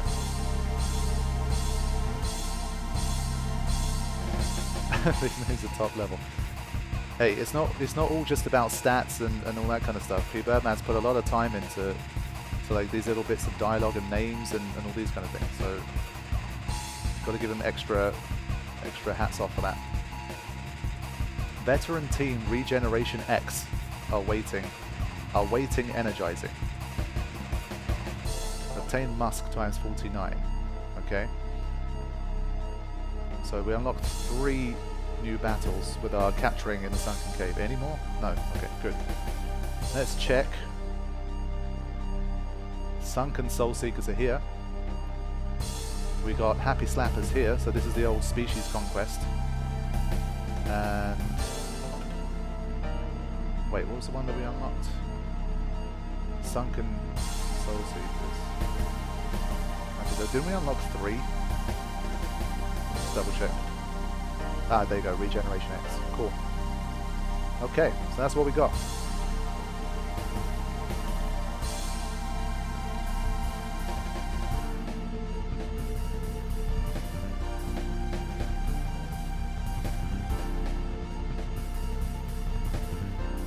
Okay, so with that done, it's time to head to Gagazet and see if we can capture all of these guys before the end of this session. Are there new arena bosses or just a name change? Well, Pbirdman should be able to answer that one too, but from what I know, what he's told me, it is definitely going to be different from what it was in the original. Sausage, thanks for becoming a member. Enjoy your perks. Right, let's get it. Mount Gagazet. Okay. Still, I think here the situation's not going to be much different. We're just going to be hacking through everything. But there's less kind of rare encounters, I think, in this one.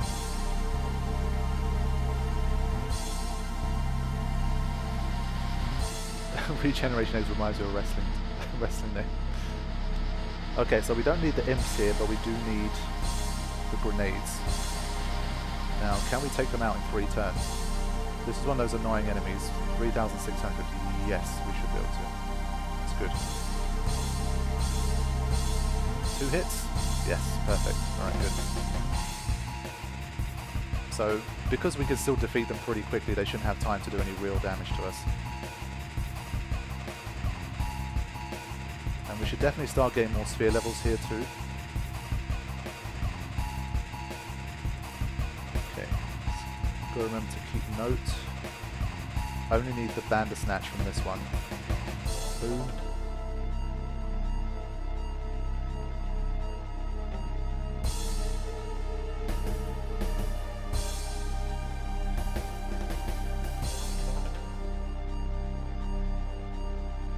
You know what would be nice? That Penance dropped a weapon for Tidus with celestial weapon damage, ignoring super break damage limit, 3 more OP, bloody hell.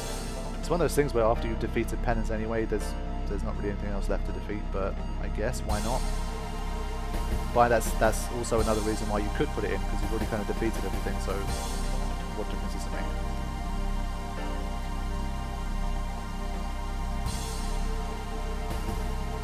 So Pbirdman says Regeneration X was used for a reason, but I got the inspiration from Degeneration X from WWF in brackets E in the Attitude Era when I was big on wrestling. So there you go. So it is a wrestling inspired name. So you're getting to see a little bit of the behind the scenes here for the mod and how Pbirdman came up with certain things. It's nice to have him here for this stream. Like I said, because my entire schedule for live streaming has been so unpredictable and kind of spontaneous the past few weeks, I've just not been able to time it where he's been able to join us until now.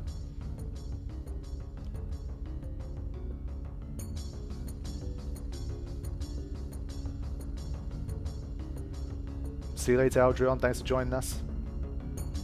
We got our first Bashura. These guys are going to appear in 2s as well, which is good.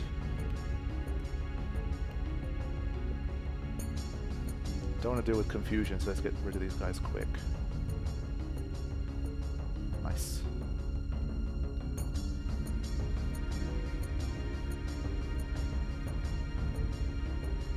Sweet. So nothing here is a threat either.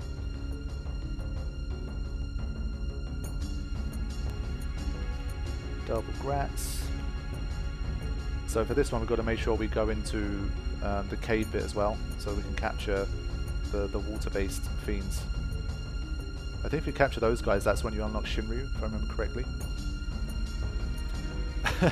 Pbirdman, these posts move quite quickly. Yes, you've got to be on your toes, man. The game's on ×2 speed, and so is the chat.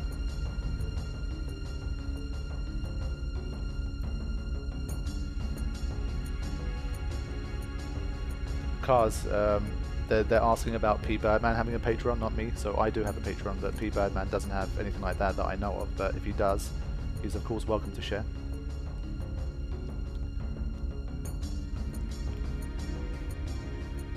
I've suggested once or twice if he wants to, like when he releases the public version of the mod, he can have like, we can make it live on some sort of place that has a tip jar kind of thing. So if you guys want to support him for all the hard work he's done, you can do so. But that's of course up to him how he wants to do it. So that's Bashura number 2. Just want to make it up to the save sphere and then hang out around there.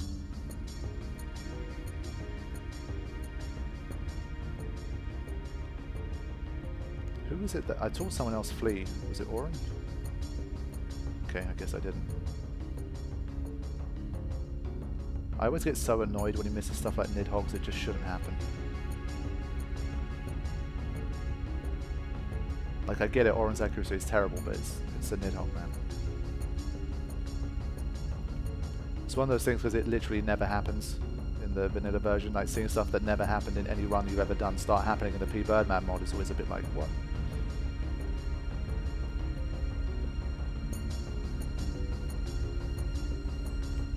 Okay, up to 10 grats already.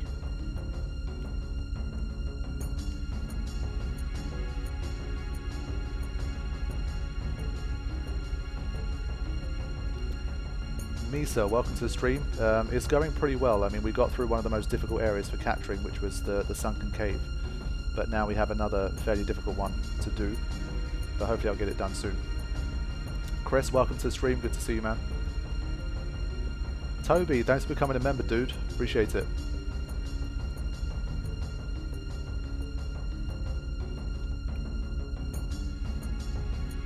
Okay, can just straight up flee from this one.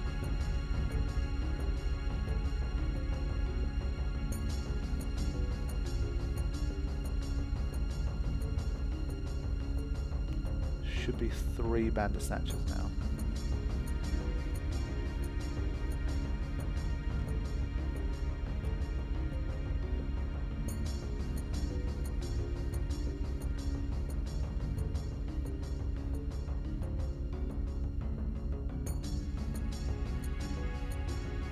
Okay.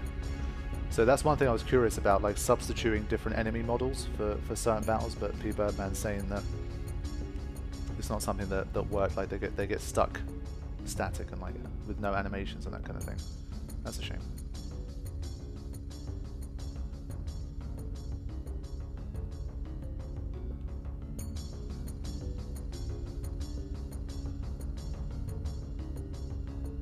I guess one of those things is it's very trial and error.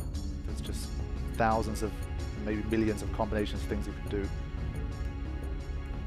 And your imagination is a limit, but I guess you just got to try to see what works.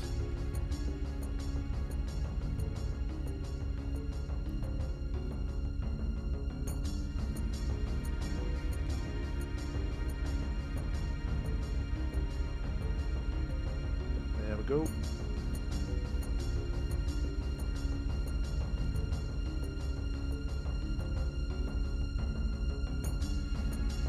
Because I keep glancing at the chat and at the spreadsheet thing, I hope I haven't disoriented myself and I'm going up the wrong way again. Gagazette's one of those places where if you're not focused, you can, after an encounter, you can end up going the wrong way. I've done it multiple times.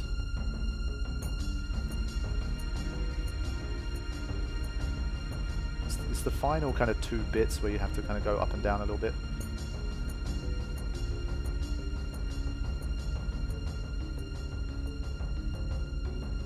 Yeah, there's some mods lurking around, don't worry, Chris. And well, remember, I might be the one streaming, but I can also mod my own stream.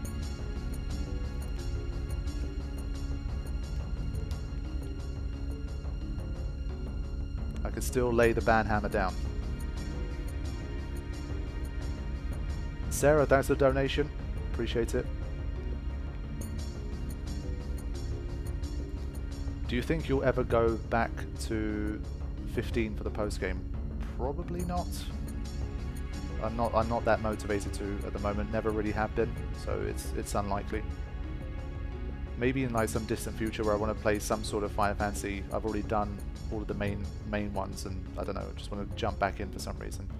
Perhaps, but ultimately unlikely. Just want to check. I think I should have 10 grenades here.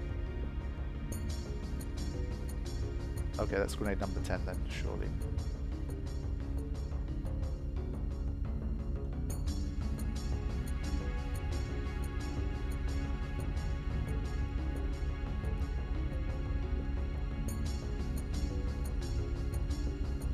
Okay, let's throw in a save. Captured a 10 grats and 10 grenades, but other than that we haven't made a huge amount of progress. I'll probably still stick around here until I get the Bandersnatchers, probably. Inside the cave you can get a double Bashur encounter, so I'll probably, for that one I'll focus on the cave. There we go. So we'll hang out here till we get 10 Bandersnatchers.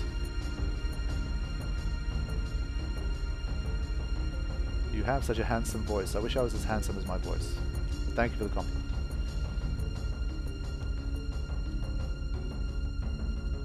Who knew?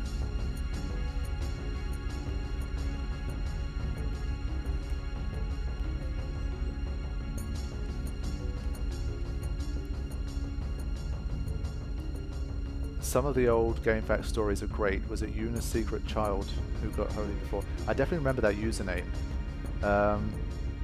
I think there was a user called Test of Valor that did it as well for like own Sphere Grid Yuna only challenge. I remember something like that. That's one of those crazy challenges where you really do have to get holy incredibly early in the game to be able to make any progress.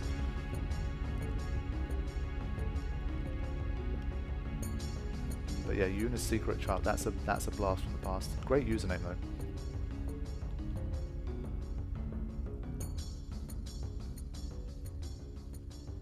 T.I. Collins, are you someone that they used to post in the GameFAQs forum? I don't remember the username.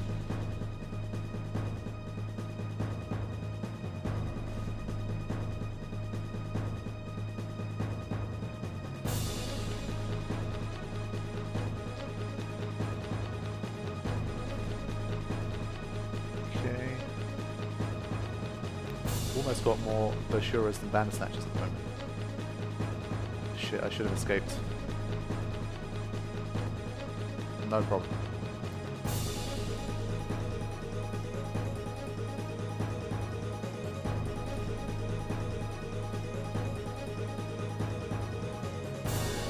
Yeah, there's a few like little grindy things like that that people have done previously in the game. So like spamming piranhas, like people learning certain Tidus overdrives very early in the game.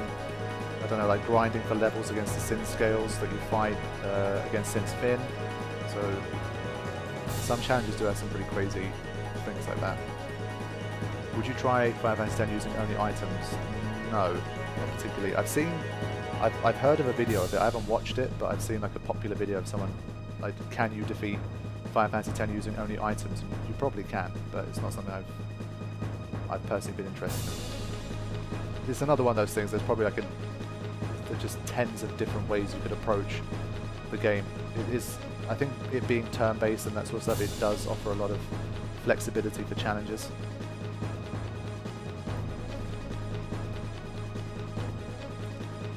No, just a lurker. Discovered the challenge community in earnest in the last couple of years. Yeah, that's how I got into the GameFAQs forums. But I'm talking about like 2007, 2008 sort of era. I didn't post very much initially either, and I was never like hugely active on there. But I probably had maybe like 50, 100 posts, something like that over the years. What would you say is the best challenge run for Final Fantasy X? Ooh. That's a good question.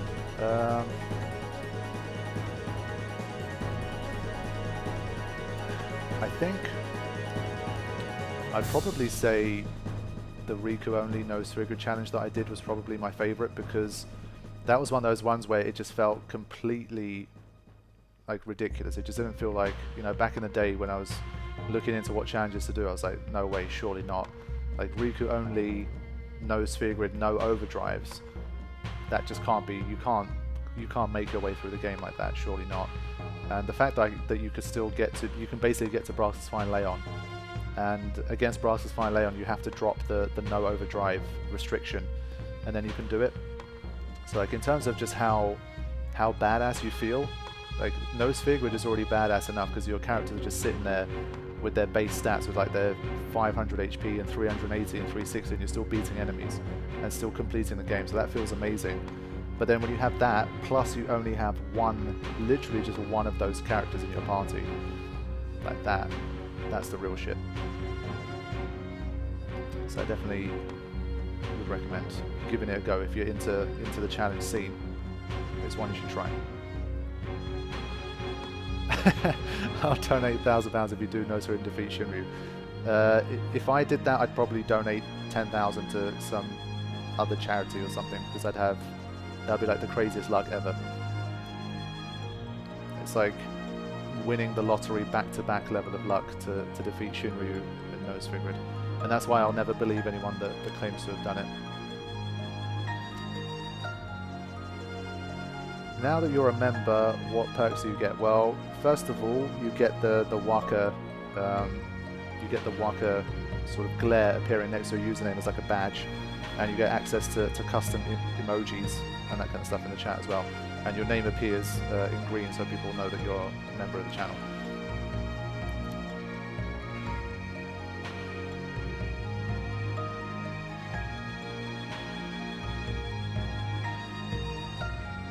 That's interesting. A bit of 5% unusual info here from Pbirdman. Many people probably don't know that Piranha and even Tross can be captured. You obviously you need to cheat to see this. That's hilarious. I didn't know that. This is why Pbirdman's just so great. He just knows things, man. The guy just knows things. He's like, I feel like he's like my kind of, you know, you have some of us are lucky enough to have like that wise old uncle or grandpa that's like seen it all and done it all. Pbirdman's like that guy for me for Final Fantasy X. He just knows everything. So people talk about like, you know, I know a lot about Final Fantasy X, but Pbirdman's like taken that to kind of stratospheric levels.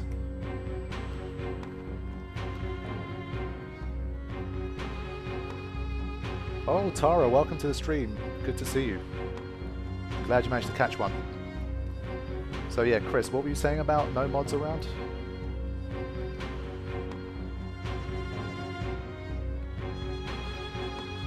Yeah, in terms of, so a bit of like Final Fantasy X challenge community stories. There were like certain Holy Grail challenges for Final Fantasy X based on like what the community was up to, and Chris, the self-proclaimed second-ranking person. If that's how you feel, buddy, that's great. I'm glad you feel that way.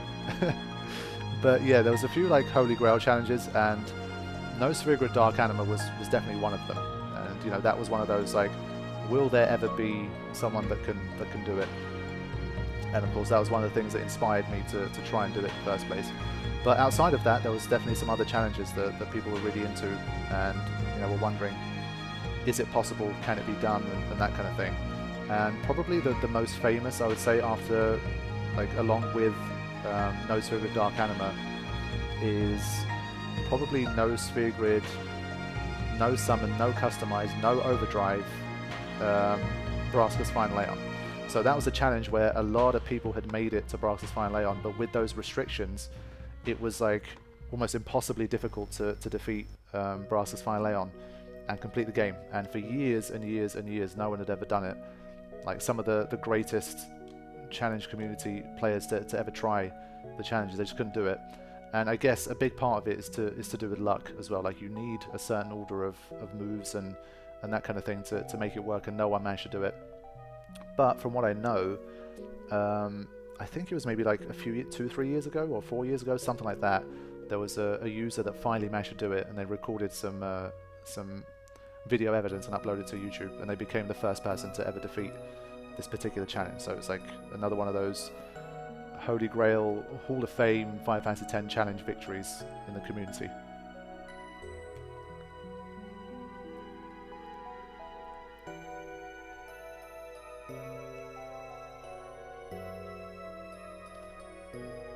Okay. I've been waffling a bit. I don't know if I've lost track here. I've got 9 Bandersnatchers and 8 Beshuras, apparently. That's what it's looking like. We'll find out soon how far off I am. If at all. So it should be number 9.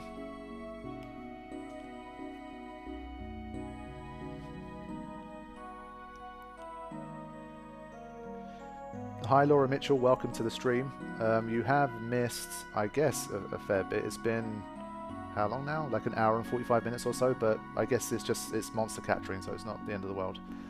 And of course, the people that joined us late, you can check out some of this stuff like later on. It'll be available as a normal video, hopefully, barring any technical issues. So you can see what you missed.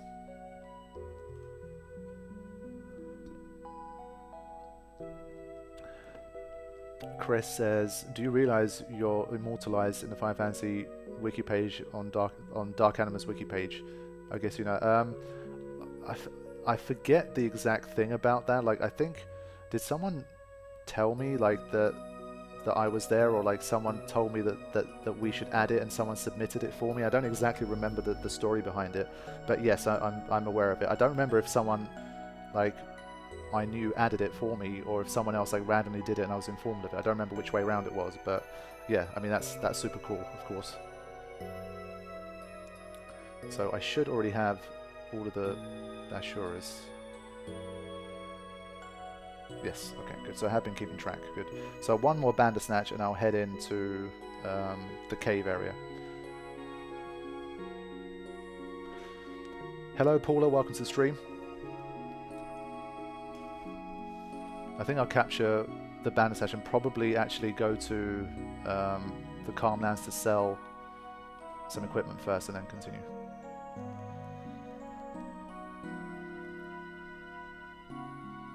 Oh, Real Deals joined the stream as well. There we go. Get some blue in that chat. Sir Oren wants the Oren theme. What a surprise. Who would have guessed that? There we go. Bandersnatch number 10. Ah, see, I already had 10, so I miscounted by 1, but that's okay. I was busy telling you guys dope Final Fantasy challenge stories. Okay, so I'm going to head back and sell this equipment that I've got, because obviously this is free gil.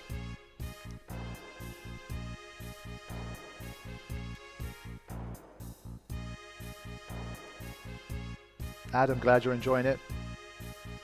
Hope you stick around. Probably going to stream for like another hour or so, I would say.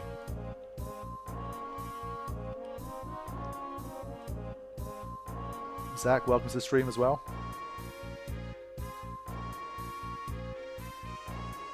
Actually, why am I doing that? I was using my 2x speed to just run.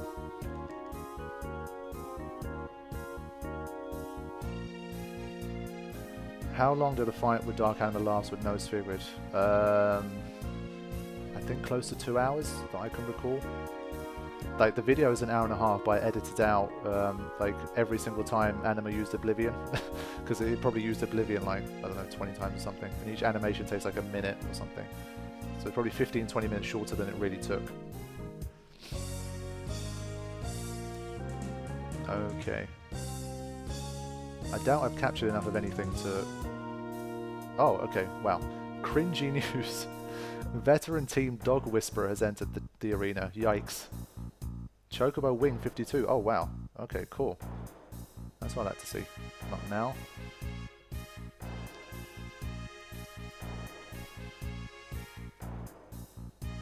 Okay, so saw some cringy news.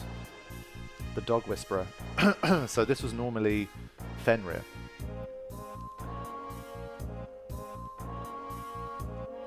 We're here to sell equipment, so let's do that. 466,000 gil to start. Ooh, that's kind of good though. Probably still don't need it though. At this stage, I just make my own.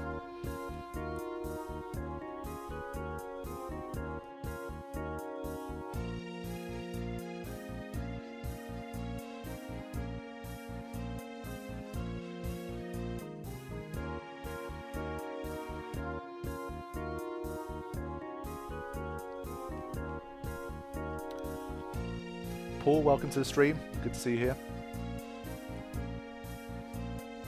At this stage, I'm not going to look at what these equipments are. Unless it's worth a huge amount of gil, then it's worth a look maybe, but I don't think there's anything here that is good enough to not sell that I would have got from random encounters.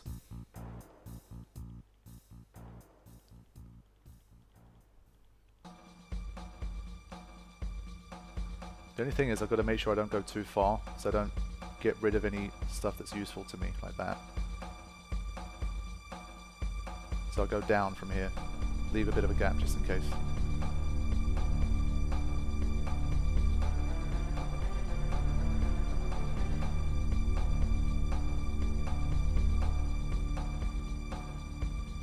See you later, Matthew. Thanks for joining us. Are you the real Pbirdman? Yes. The Pbirdman in the chat is the real deal. Unlike Real Deal in chat, who's not the real deal. He's an imposter.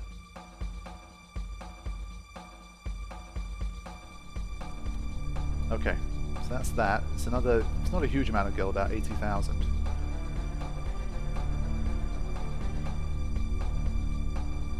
So back to capturing we go.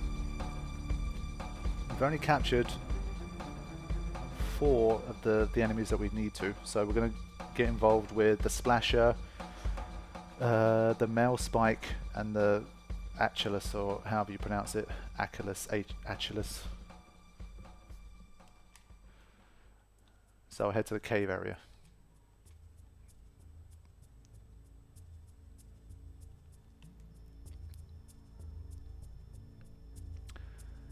Is this Final Fantasy X mod supposed to be a hard/expert mode? I would say so, yes.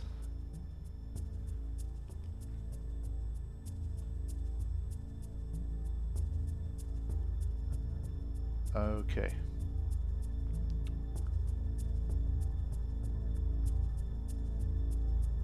Beating Penance with Zanmalto should definitely not be possible. I think for like Monster Arena, Dark Aeons and Penance, like Zanmalto definitely should not work. That would pretty much defeat the purpose of the entire mod. It cannot happen. Just toss aside all of Pbirdman's hard work with the Zanmalto.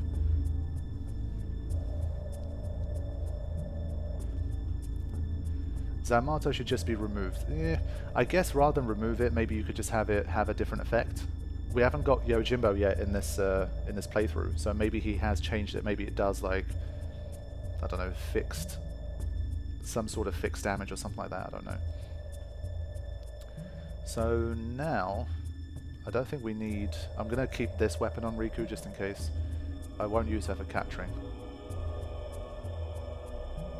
Nice, one-hit capture, that's what I want to see.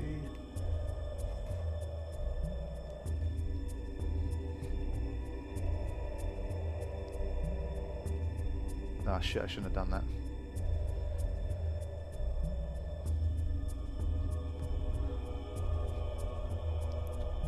With splashes, I don't remember if these count as like 3 or it counts as 1 capture. We'll just capture till we get the message anyway. But yeah, I'm definitely curious to see what Pbirdman's done with Zanmalto in the mod.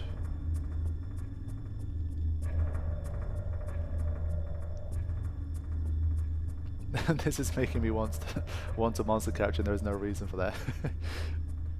Right, these guys... I guess we'll find out very soon if it counts like the encounter as a single one, or like how many fishes there are individually. Riku just gets so many turns, I keep trying to skip her turns. She just gets too many. There you go.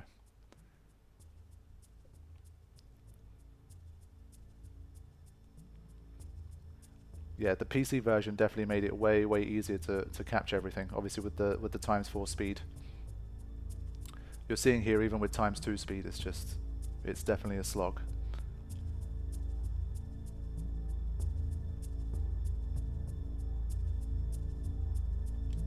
Yeah, I think it's definitely based on encounter number.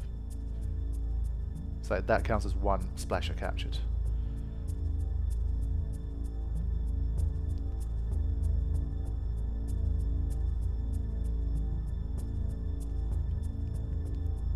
Yeah, so Pbirdman says certain enemies have a much higher Zanmato level than in vanilla, but if needed, it can be made so it cannot be used against certain enemies. So yeah, that's definitely something I think that needs to happen in this mod.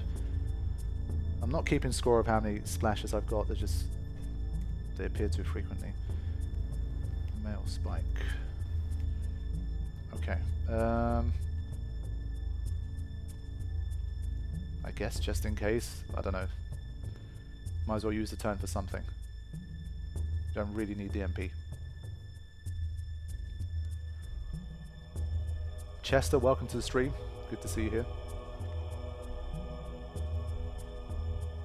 The male spike, I guess, is the only one that's sort of dangerous because of the maelstrom attack.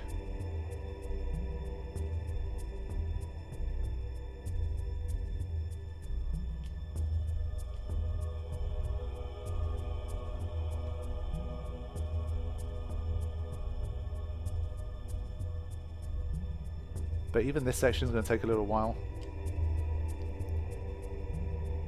Thankfully, there's plenty of encounters where they appear in twos, but it's still going to take a little bit of time to get 10 of everything.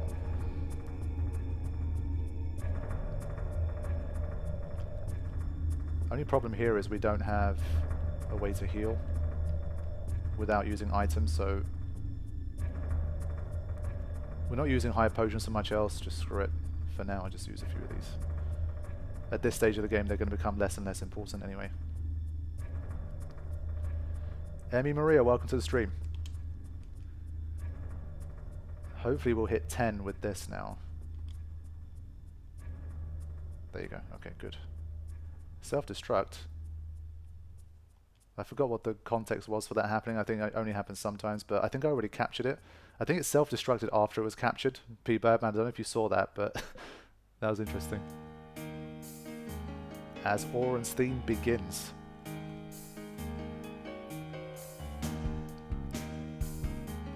The mighty Oren's theme.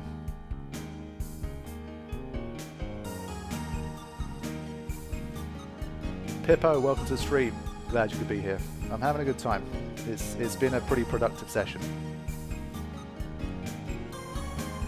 So again, I'll probably, if only she had Hasker, I think I might give people Hasker here, because these two have a lot of HP combined. We've got to see the Angus sisters. Okay, Pbirdman, mod the Magus sisters, so they're called the Angus sisters. The Angus sisters. Sounds like the name of like a burger joint, like a steak place or something.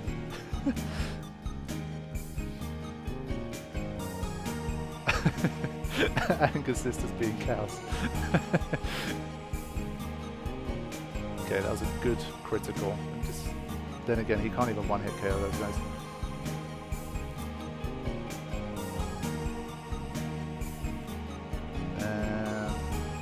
I'll toss an Albed potion anyway. Keep people healed. Okay. So we'll be up to 3 male spikes by the end of this one.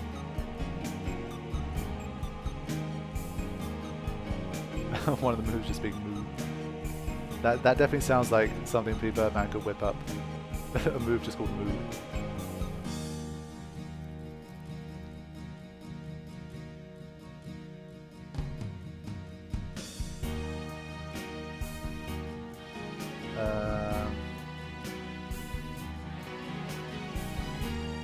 Stick around a little bit more. I'll have 1 or 2 more encounters before I save. Am I going to start Final Fantasy VI soon? Yes, I am. I've still got some more Final Fantasy VII remakes to upload, maybe like at this stage 5 episodes, something like that. So it'll probably be like maybe a couple of weeks or so, 2-3 weeks before I get started with the first episode of Final Fantasy VI. So it's coming very soon. We're nearly there. But I want to have a little break from like hardcore LPing. It's a pretty intense period between like, I would say February and July. And well, even though I've kind of supposedly slowed down, I've continued to upload all summer, so I've done my best to keep the content flowing.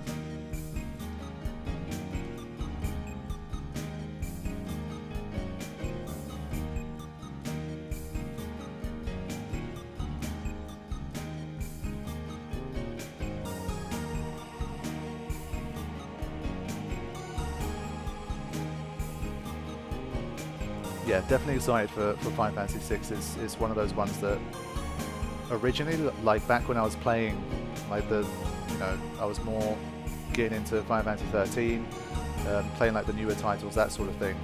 I wasn't, like, I didn't think there would be, like, Final Fantasy VI wasn't really on my radar. I just felt like it'd be too old and too primitive compared to the others to be any good. But as time has gone on, and I've met more people that have talked about how much they really love 6 and how it's one of the best, I've definitely, like, my hype for 6 has gone up considerably. So as of now, I'm definitely looking forward to it, and I have fairly high expectations. I'm trying to not, like, imagine that it's going to be one of the best I've ever played, but I'm definitely, like, much more convinced that it's going to be a legit, serious Final Fantasy experience, despite it predating, like, the PlayStation era. So we'll have to see. Now it's so vivid. Welcome to the stream. Everyone feels 10 degrees cooler during Warren's theme. I know I do. My AC's on at the moment anyway, and I've started shivering since Warren's theme came on. He's just that cool with that theme.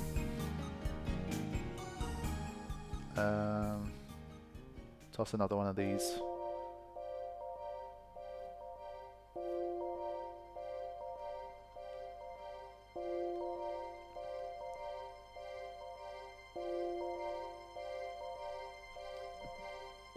Okay, it should be nearing 10 for the Achilles now. That leaves only the male spike I need to capture.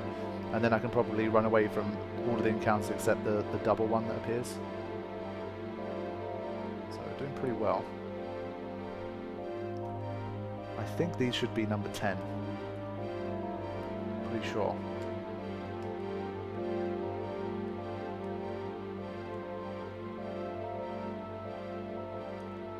Today live until Zanarkand. Yeah, that's the plan. I mean, if I can finish Gagazette, that'd be good. It's been over 2 hours now, so hopefully I've got enough time to finish Gagazette 2. 2 hours. So I should be able to run from this, but let's just be absolutely sure. Yes.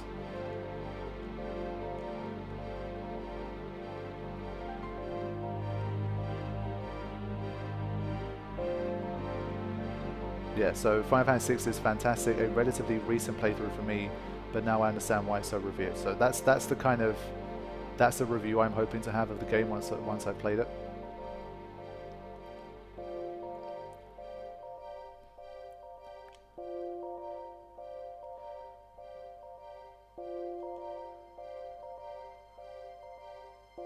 There we go.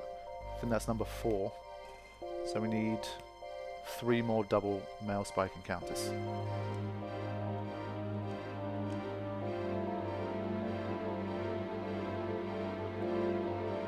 Okay.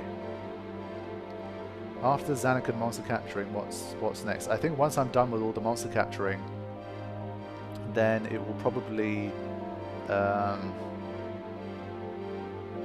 I'll see. I mean, at the end of the day, I was thinking, obviously, normally you'd go for the celestial weapons, but I can't do that because I don't have the celestial mirror. So I'd have to see. I'd probably have to just start fighting in the monster arena and see when I can get the celestial weapons.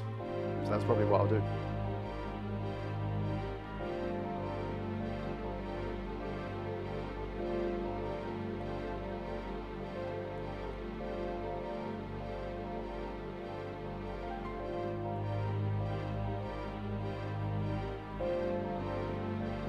Yeah, Pbirdman's talking about Evil Ochu as well. I mean, I'll see what's going on. Maybe I'll go back to it again, but honestly, I probably... Then again, I'm thinking about it now. I probably will have like a higher tier of like strength and HP and sphere levels and that kind of thing. So it might be worth it. I think it all depends on what sort of stats I've got once I've completed the monster capturing. So you've seen already in this session, I've picked up 13 sphere levels, and I've still got a lot of Gagazet to go. I've got Inside Sin to go, and I've got Omega Ruins to go. So maybe I'm going to get like another 50 sphere levels by the time I'm done with this, maybe even more. So once we add all of that to the stats that we currently have, maybe then I'll be in like, you know, Dark Ochu sort of territory. Maybe take another quick look at Omega, depending on how things are going, and we'll see from there. If it looks like it's still not happening, then we'll try and dive into the monster capturing. And if not monster capturing, monster arena. And if that's still not happening, like if it turns out that all of these monster arena battles are still too hard, then I guess I have no choice but to spend a bit of time grinding for the stats. So I'll probably hang out in the Omega Ruins a bit more and get even stronger, so we'll see.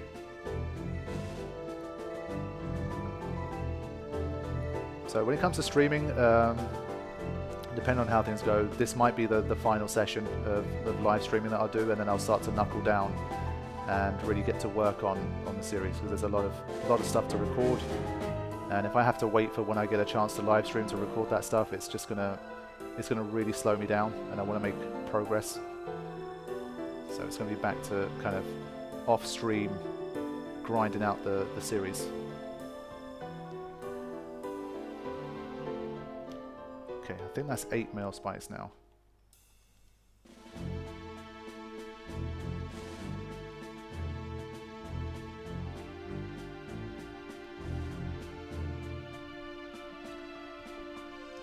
Okay, I'll take this one on 2 since it's male spike number 9.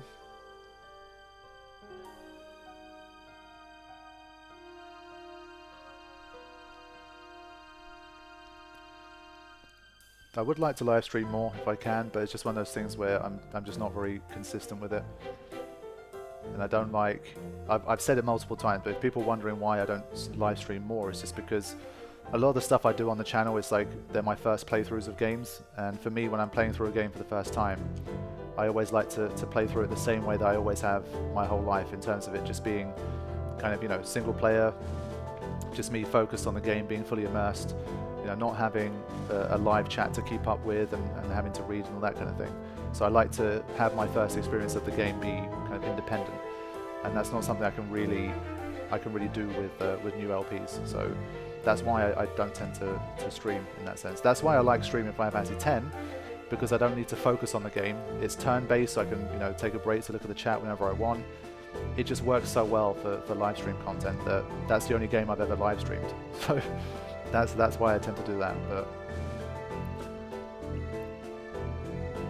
let's see.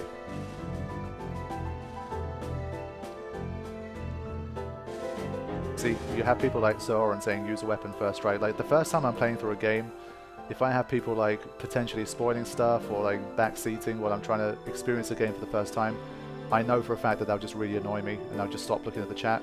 And if you stop looking at the chat, then there's not too much point in live streaming in that way anyway. So it just, for my style of gameplay and like what I like to do and how I like to enjoy games, live streaming it just doesn't work for me. So sorry, but that's how it is. Can't please everybody. But what I can do is capture 10 male spikes, so that's nice. We are done with the underwater ones too.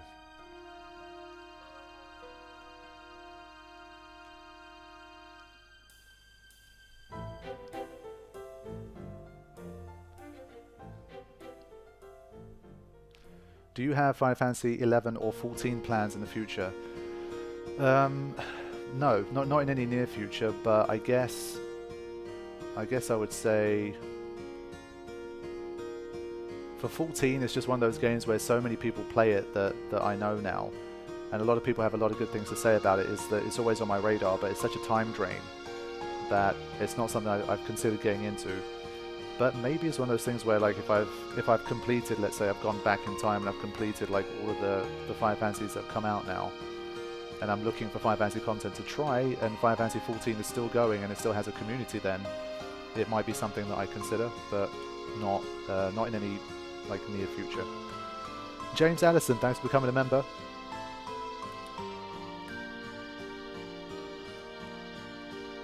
What was I doing? Yes, get rid of this and back into the action. So I don't need recall on the front line anymore. Let's go.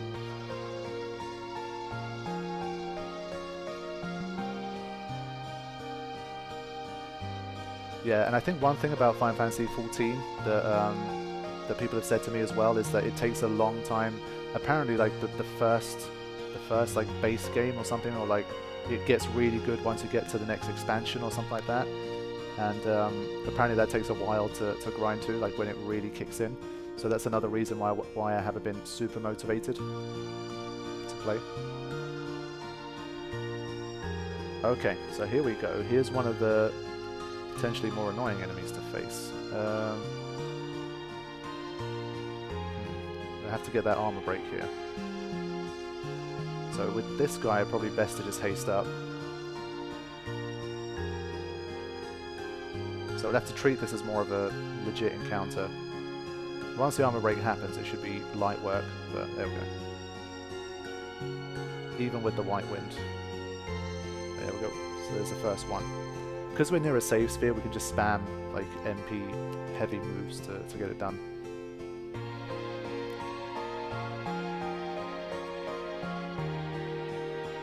They did some trimming on the early story in the last patch, well, that's good to hear.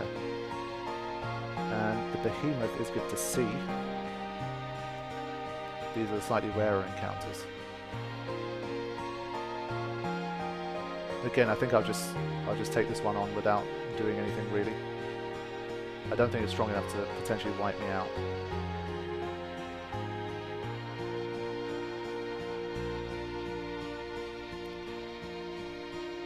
Dalboni, welcome to the stream. Thanks for joining us. There you go. Dabble Bashura, but I've already captured 10 at this stage, so we can just skip. HW, welcome to the stream. Glad you could join us. So now we come to the stage we're going to skip a lot of encounters again.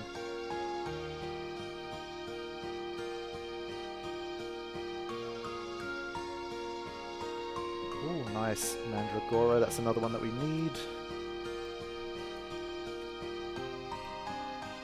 Have you given Final Fantasy Tactics a play? No, I haven't, but that's another one that I've heard of a fair few times. But for those sorts of games, I'm going to wait until I'm done with the main numbered Final Fantasies. So I've got to go back all the way first. Then once I have like Final Fantasy 1 to 15 all on the channel, not including the MMOs, then I'll start to look into that sort of stuff.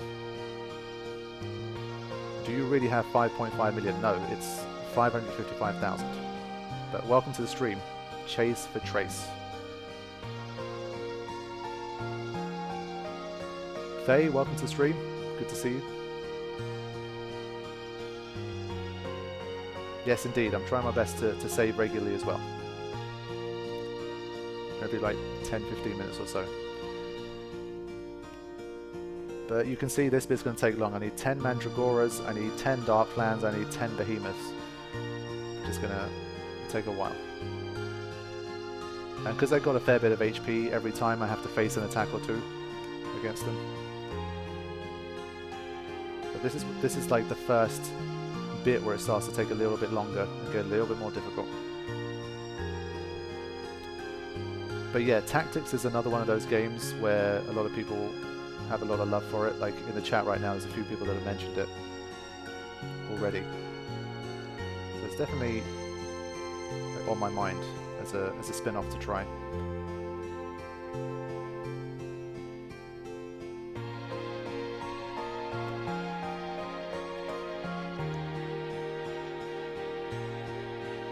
Have you thought about doing an Experts for a Good run with all the characters out of their traditional roles? Not really, no. Because of the gameplay, like the way the mechanics works, it's like the characters basically had a model change that it plays out identically. So to me, it doesn't seem like that much of a thing that I'd be too interested in.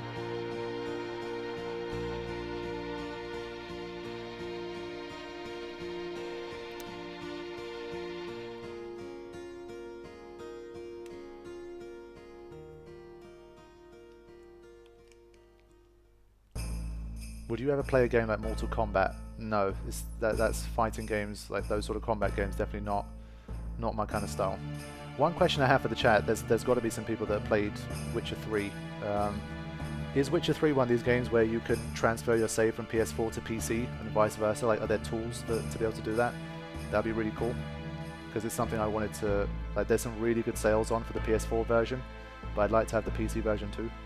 So if I had both and was able to switch between saves, like if I do get to play it, that would have been good. Paula Mitchell, thanks for becoming a member. Really appreciate it. Enjoy the perks. Yeah, I saw a deal today for the PS4 version, which was like £9. It was the Game of the Year edition for £9, which I thought was an incredible price.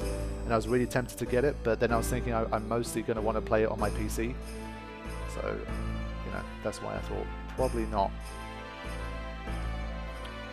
The trouble for me is that my PC in the UK would be able to run Witcher 3 beautifully, and that's what I want to experience it on. But let's say, because it's such a long game, and I need to play some of it while I'm in Turkey or something, my PC here won't be able to play it like I can on my PC in the UK, and probably not even make it look as good as like a PS4 Pro or something. So I was thinking I could probably play it on the PS4 while I'm in Turkey and on the PC in the UK. But based on what I'm seeing, I don't think you can transfer the saves, so that's a shame. I'll have to pick a platform and stick to it. I thought maybe there's some kind of online tool or hack available to be able to switch between them, but it doesn't seem like it's possible. But yeah, in terms of actually playing Witcher 3, I'm looking to... I've mentioned this a few times, but in case you hadn't heard of that plan before, next year at some point I will probably be doing like this really like Clash of the Titans battle on the channel, where I'll probably go for like Witcher 3 versus Breath of the Wild versus Persona 5 Royal, and pit them against each other and just see which one people want me to play the most, and probably LP that one. Because all three games are going to take a long time and they're big commitments, I can only do one of those at any given time, so I'd have to pick one, and I'm happy to play like any of those, and I guess I'll pick whichever one is most popular among reviewers. So it's going to be a hell of a clash, because there's like major fans of all of those games. So we'll see what happens.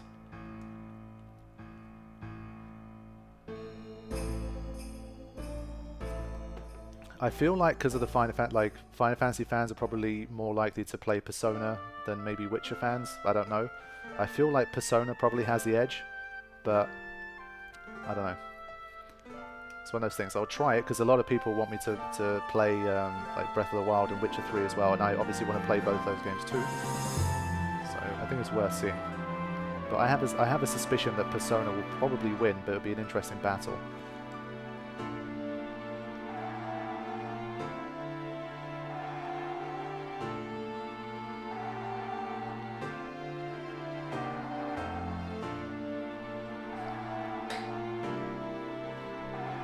What about the Kingdom Hearts series? That's another one that I'm looking into, but that's further like into the future. I'm not like hugely motivated to do it anytime soon, but I would like to play Kingdom Hearts 1, like the remaster / remake or whatever, in the future.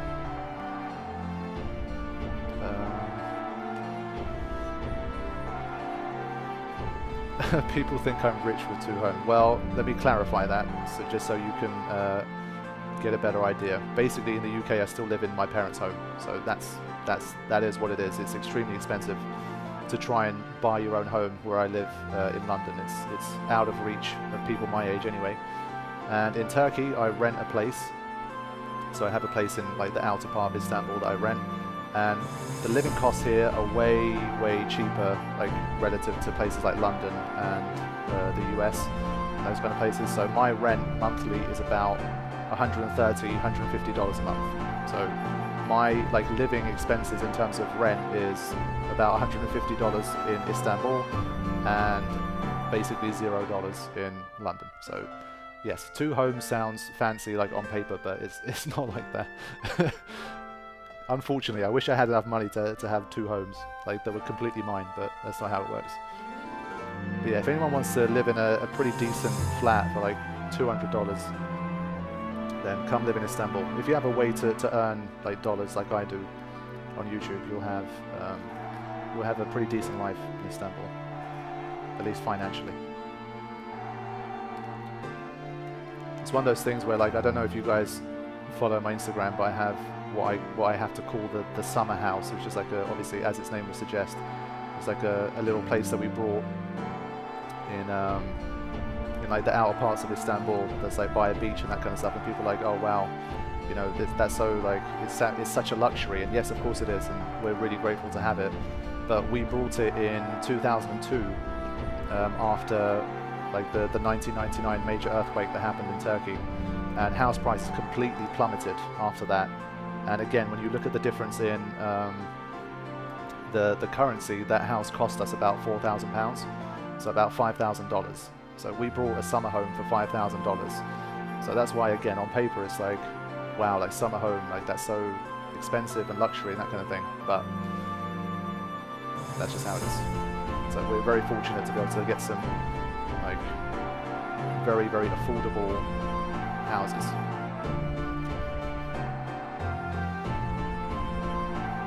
Okay, first Grendel and first Airman as well. We've got a lot of work to do, man.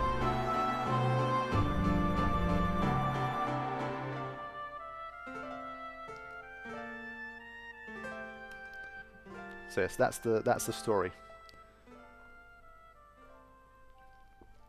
Okay, I need plenty of these encounters, so this is good.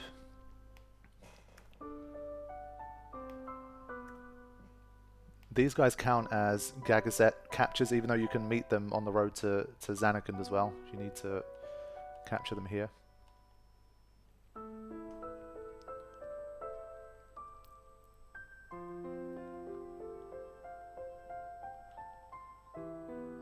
It's just Waka being able to one-hit kill is just so useful against those airmans. Otherwise, we're going to be having to deal with that.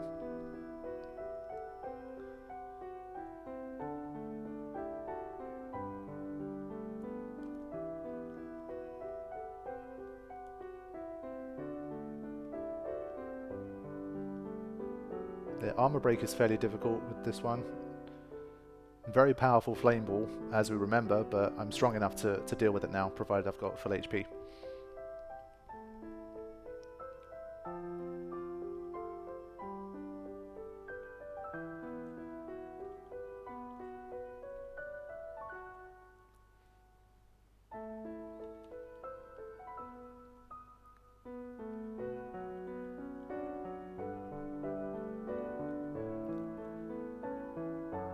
Okay, they're like giving me this encounter at the moment. That's good. I will take it. Gagazet is always a slog, man. It's a slog in the story, and it was a slog in the Pbirdman mod. It's a slog when capturing.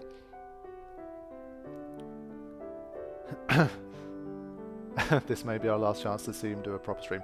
I'm sure I'll do some in the future. I mean, it's not like the last stream ever or anything like that, but I know better now than to make such statements. Back in the day, like, people would, obviously, most of you guys would have seen the Final Fantasy X LP where I mentioned that, like, this might be the last, I think when I was fighting Penance, I was like, this might be the last legit Final Fantasy X boss I fight on the channel, something like that. But back then, the channel was much newer.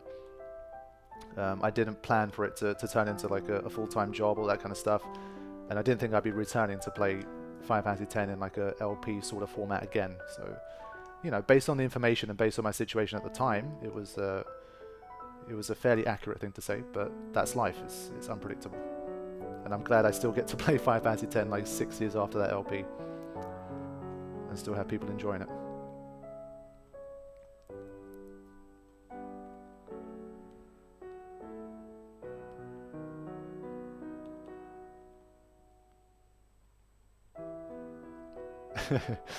Puff Live, what does it know? What do you know?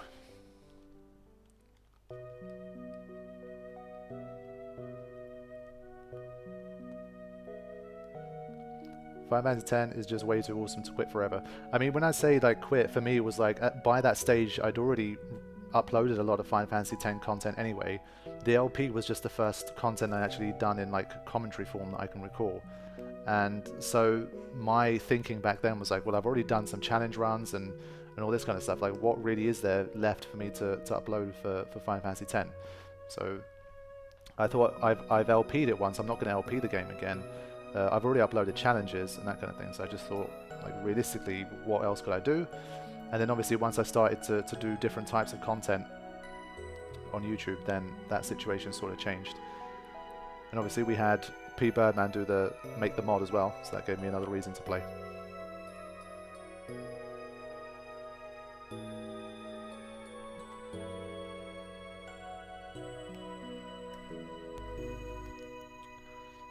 You're getting insane mileage out of this mod, already over 110 hours. Yes, indeed. You're going to get a lot of mileage from this.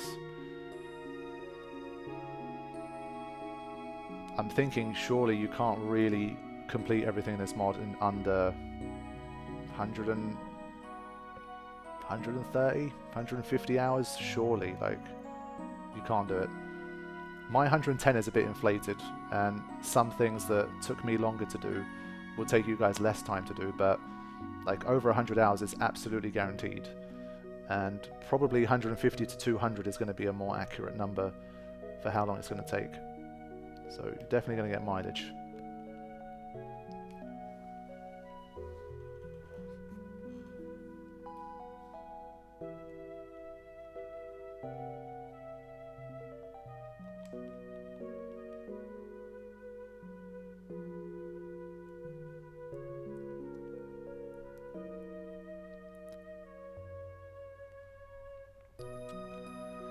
When the day comes when you inevitably move on from YouTube, will you still leave the 24/7 stream running? I'd love to leave the stream running for as long as I'm around, as long as YouTube's around, I guess, you know. And at least, you know, right now in terms of the channel, that's also what I'd like to do. I love what I do. I'm blessed to be able to do this as my full-time job and make a living from it and all that kind of stuff. So provided I can continue to do that, I'd love to, if I can still have a channel in 10 years, 20 years time, I'd love to do that. So we'll just have to see. I have no plans to ever like completely quit YouTube. Even if I decide I want to do some other things, like, you know, drop YouTube back down to like part-time or like hobby in terms of the amount of time I put into it, is something that I don't consider ever completely kind of abandoning or not touching anymore or anything like that. Because obviously for me it's playing games, right? I would have to completely stop gaming as well. For as long as I'm continuing to play games, I don't see why I wouldn't continue to upload.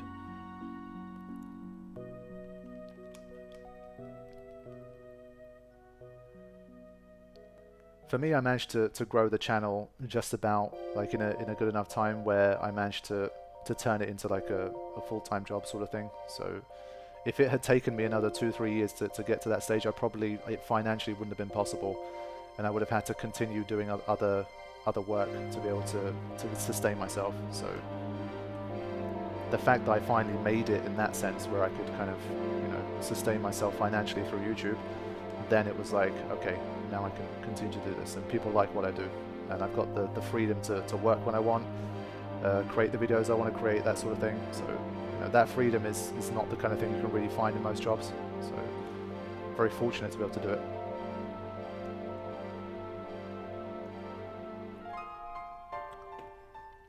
How does the 24/7 stream work? The amount of total content on there is like, I think the first time we ever did it, I remember compiling it, and it's like 1,800 videos. Like if you count all the double loops and stuff, there's a huge number of videos there that get looped. I have no idea. You'd have to go into it, but every single LP episode from 7 to 15, so it's probably close to like, it's definitely over 500, probably somewhere between 500 and 1,000 episodes, I would say, that air on there. Dalboni, thanks for becoming a member. Enjoy your stay.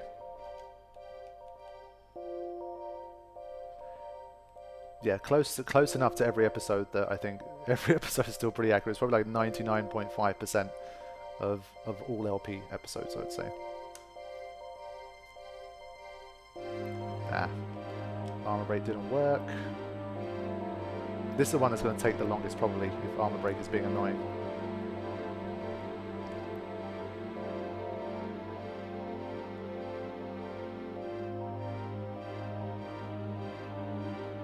Oh, Oren's been berserked. Okay. Shit. We need a frag grenade or something. Do we even have any of those left? I might have used them all. Okay, fine. We have a weird situation here where we don't have armor break. I'm going to have to heal Oren to get him to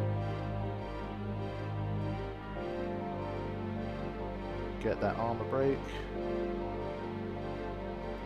It's got enough defense that just hacking it is just not going to be enough, and it's going to use white wind and that kind of thing. So still no armor break.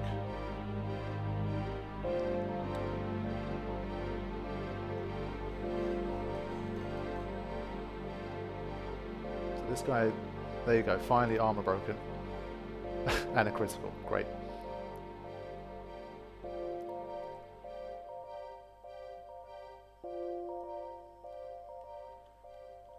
Okay, that's still only Dark Flan number 3.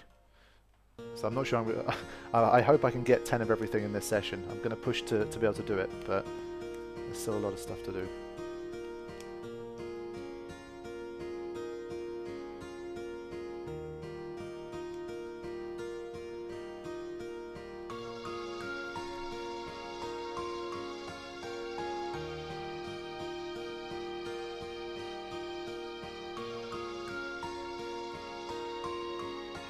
Telkari, welcome to the stream. Good to see you here.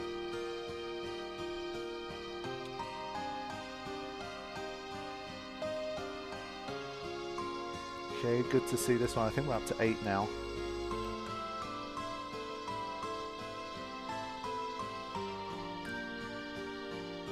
We haven't got a lot of behemoths. I might move to the Zanarkand part. You get more behemoths there.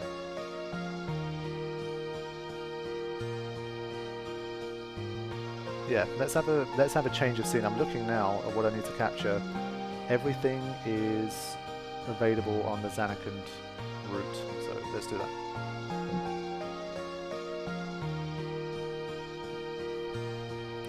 Licky Kitty, welcome to the stream. I hope you're doing okay. Near the Zanarkand ruins. Can you usually petrify the big squish? No, you cannot. I think... Was it immune to death? I don't remember. I think it wasn't.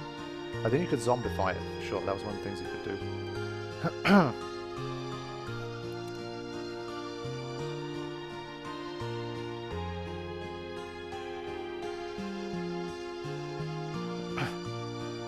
Yeah, exactly. I'm not gonna quit YouTube, like, unless something happens to the channel or something happens to YouTube as a platform. I'm not gonna completely disappear from the platform, like, overnight or anything like that.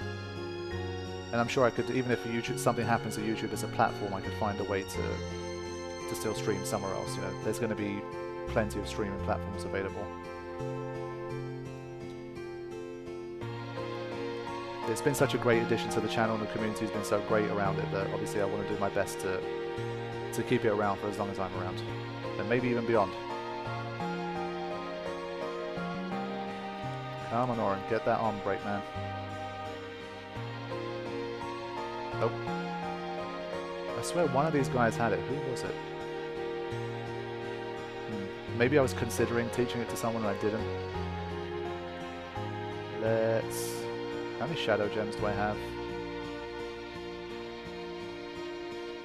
99. I don't remember if this guy was immune to it. It wasn't. Okay, well that's something.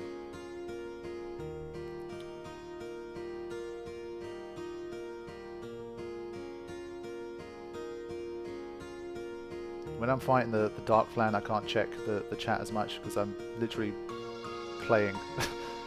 There you go, finally there. Phew. Number 4. Another member, damn, it's been a crazy day. Hannah, welcome. Thank you for becoming a member.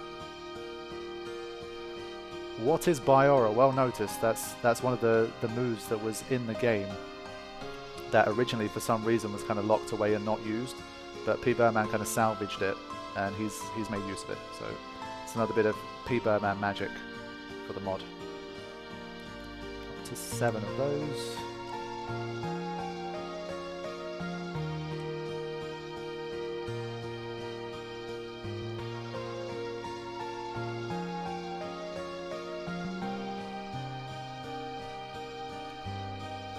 In terms of backing up the content that I have, I pretty much have every single video I've ever made saved on a hard drive. Most of them are like original copies, so they'll be the same quality as they were before. But some of the earlier stuff that I did, I didn't really remember at the time or like think of a contingency back then, so they're kind of YouTube downloaded copies. But I do have pretty much all of my content saved, so if something ever happened, I guess I could theoretically upload it to another platform. But I mean, uploading 3,000 videos on average, about half an hour each, is going to be pretty crazy. But hopefully I never have to do anything like that. But I do have my videos on a hard drive. Well, I guess 2 hard drives technically. When you start doing this thing like more professionally and you have more to lose, that's the kind of thing that you obviously need to start thinking about doing. So I think that's 8 Grendels and 9 Airymans now. I'm not doing too bad.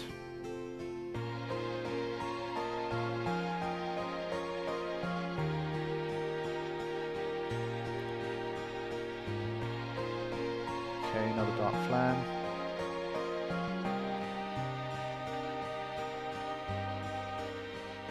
Barring the sun exploding or something, I think YouTube will be here for another 50 years.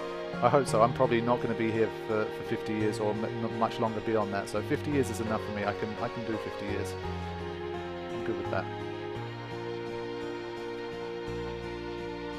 I'm not going to take it out. Yep. We got so close though that the white wind barely helped. Wow. It's a bit mean.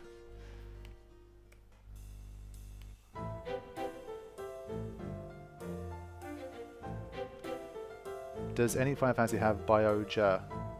I don't think so. Not that I've never seen it.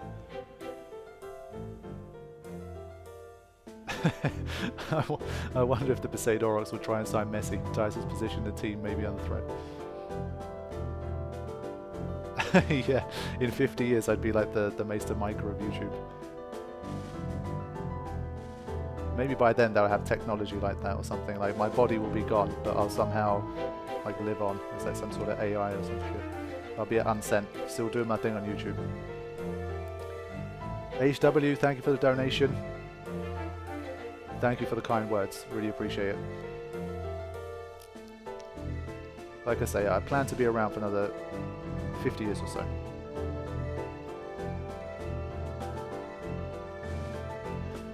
At least I hope to outlast YouTube, let's just put it that way. So I think that was area number 10. I think it's looking like it's going to be around 3 hours for me to finish up here, so that's pretty good going.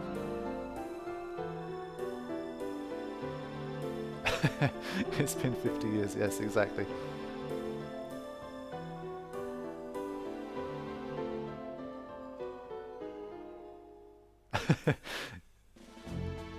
Berg will destroy YouTube on his deathbed. I mean, after that stage, I'm not going to care too much anymore anyway. I'll take YouTube down with me.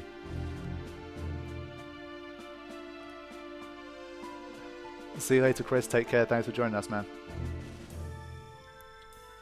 So that was Behemoth number 5. So I have 5 of at least everything now. That's good.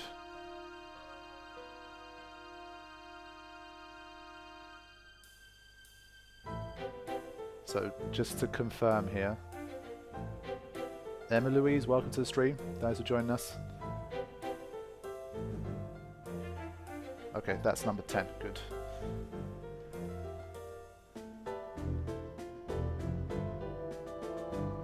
Bioga is in... Yeah, that's a good point. There is Bioga. I don't think I've seen... The only time I've seen a Ja attack is Thundarja anyway, and that's not even elemental, so that's a bit different. Did I get the Suncrest? I'm pretty certain that I did. I wouldn't deliberately miss the Suncrest.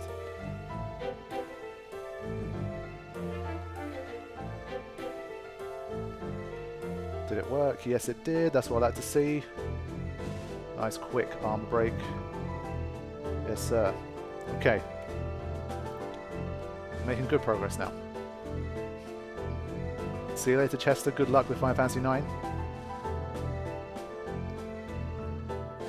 Keith, then Dark Plan's coming.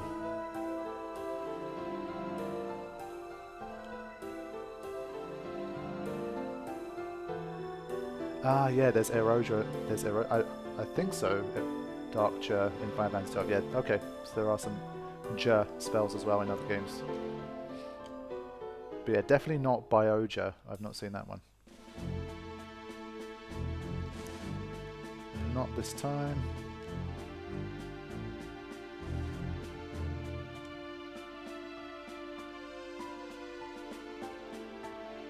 Again, so this is one of those battles where it's not working out. No, 3 times, still nothing. And we're going to lose someone.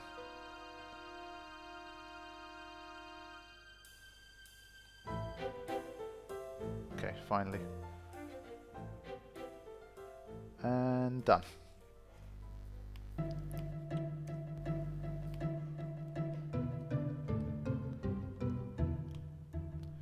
This stream is not pre-recorded, it's a live one. It's a rare live stream on the channel.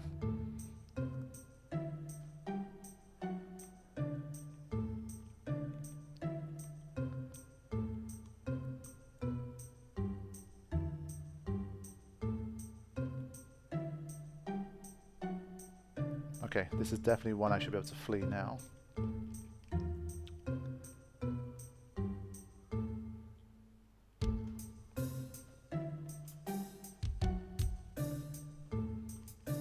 Cotillionaire, welcome to the stream. Good to see you. Is he in the flesh though? Did we confirm that? No comment.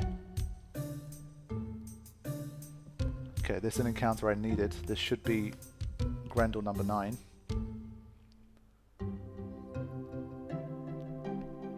I should still take this fall out. There you go.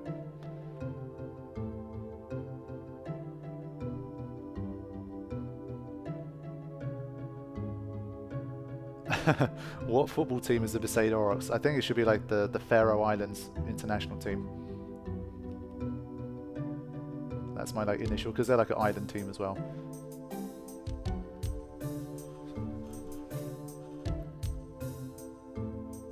Berk is biochemical.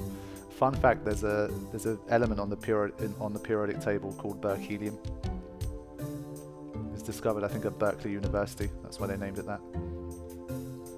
Atomic number 97, if I remember correctly.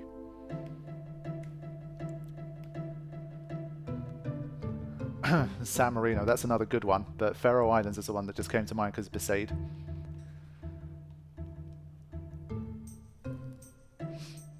Future chemist, no, past chemist. Chemistry was one of the A-levels I studied in high school, and then I moved on to economics for high school.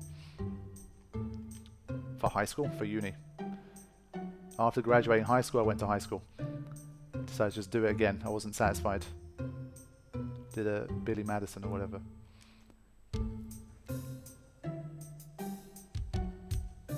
Okay, that's number 9. I think Behemoth is the only one. I've got 5 Behemoths left. The rest of them are very close.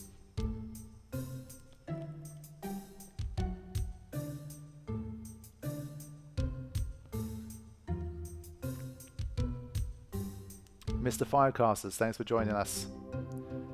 Yeah, the catching is going well. I was a little bit worried about 15 minutes ago, but we've made good progress since we came to Zanarkand.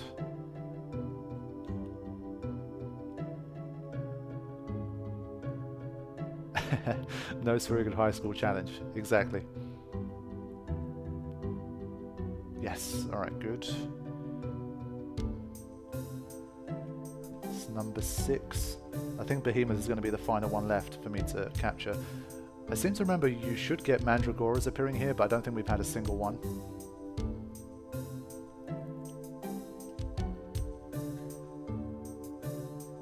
Wow, just heaving. Had a bit too much to drink. There we go.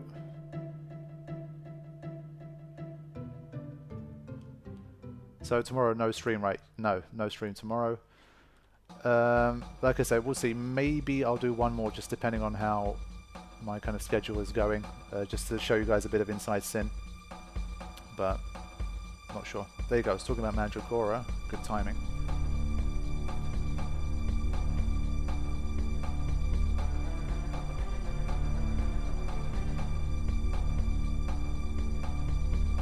There go.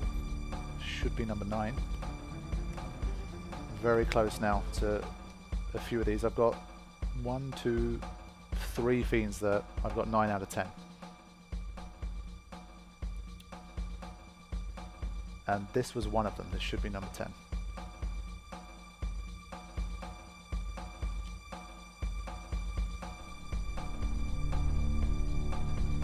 Yes, first time.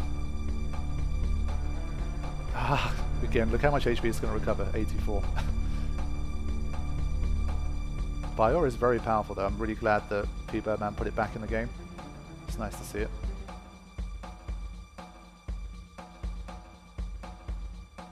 How are you going to bring Riku or other characters along in terms of levels? Well, I mean, I'll just have to... Probably once I get to Omega Ruins and stuff, I'll probably rotate them around a little bit more, I think. But I've gone for kind of maximum capture speed and efficiency here. What's the mechanics of Biora? I mean, Pbirdman, well, it's a higher damage constant version of Bio. It's the same deal, but it has it's just a more powerful version. It's the same as like Fire and that kind of stuff.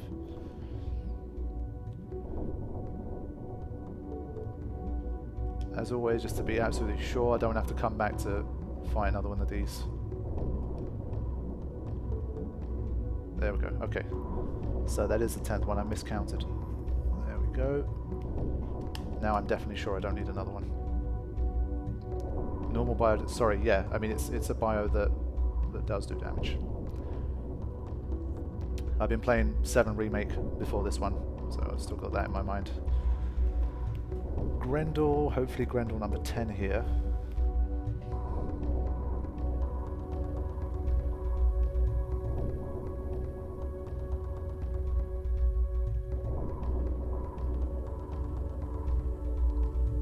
Yeah, Poison Fang was the one that does damage.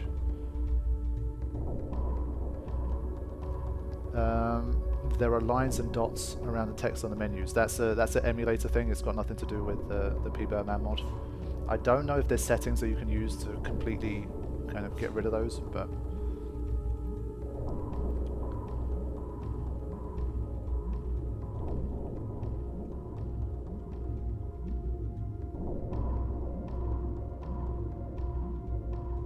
nearly there now.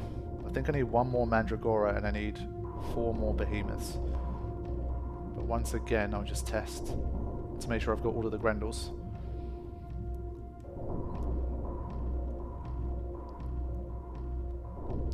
Thankfully, Auron hasn't missed that one a single time. I think it's the one in the Omega Ruins that he can still miss now and then.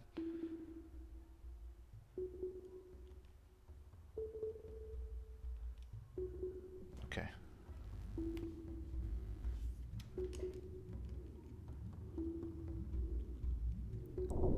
So I think it's literally just 1 more Mandragora and Behemoths now. Did I get attack rules yet? No. That's probably one thing that I will do before like my next like battle session. I'll probably just hack in attack reels, because like Pbirdman's already said, the blitz is the same as it was before. I'm not going to spend time blitzing for it.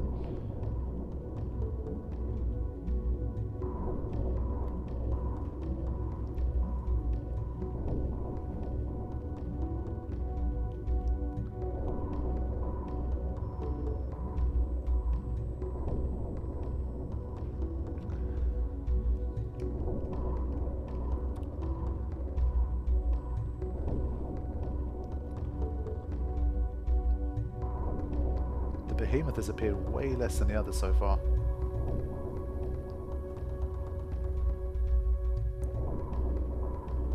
No streaming blitz. Especially like the early stages, of course, blitz just can get really annoying.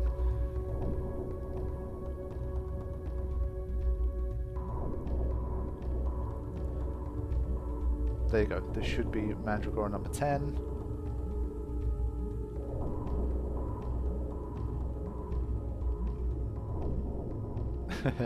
Lightning dodge stream. Yeah, I might throw in some like random streams of stuff that I normally wouldn't put into the playlist like in the future. We'll see. Because once I do gain access to the Celestial Mirror, the Cloudy Mirror, sorry, I don't know how I'm going to get it yet, like what I specifically have to defeat to get it. But once I do, then I'll have to do the whole Celestial Weapon thing. And we'll see. Wow.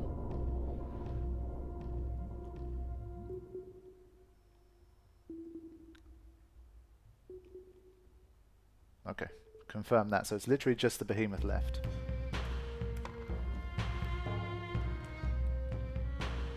I might go to the airship and come back. It might change the RNG a little bit.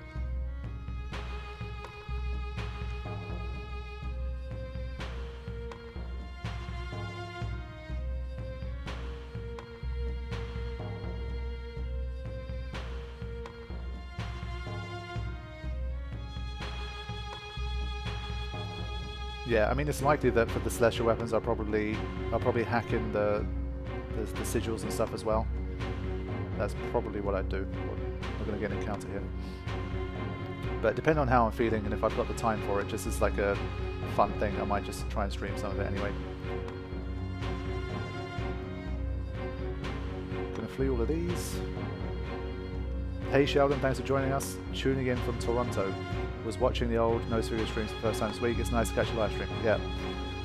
Doesn't happen very often, so I'm glad you could be here for this one.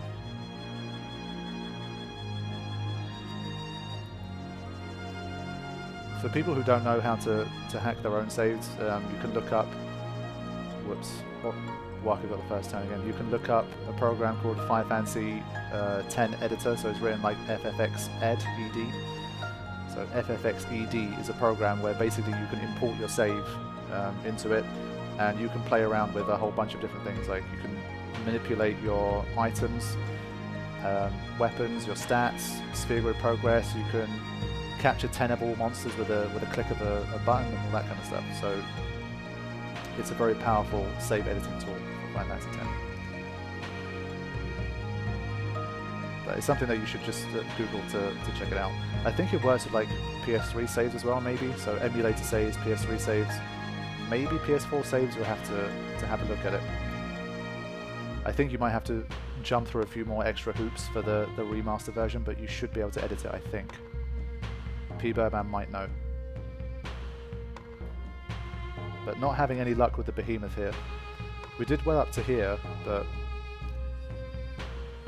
I need 4 more so I can wrap up today's session.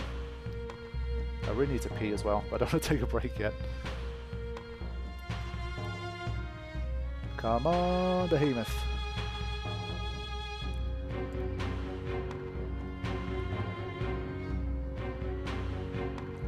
Yeah, so we've got confirmation that the editor works on the remaster and even the stream version as well, so that's good.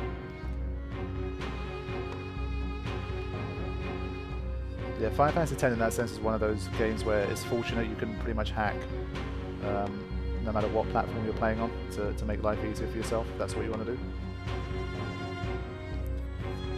Mark Rise 92, thanks for joining us from Arizona.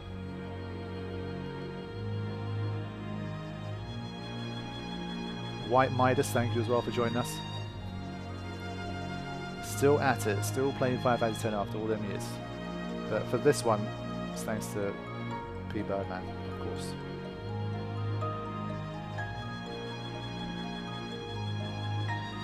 Yeah, this track is definitely one of the great ones as well. Uematsu gets all the credit for Final Fantasy X soundtracks, but Hamuzu made some really good ones as well. He made Wandering Flame, he made this one I believe, so he's got his signature on some really amazing tracks as well. Again, that's something I'll be getting into in a future video I'll be putting on the channel. But for now, I just want to find some bloody behemoths. Come on, there you go. Let's get it. Lucky number 7.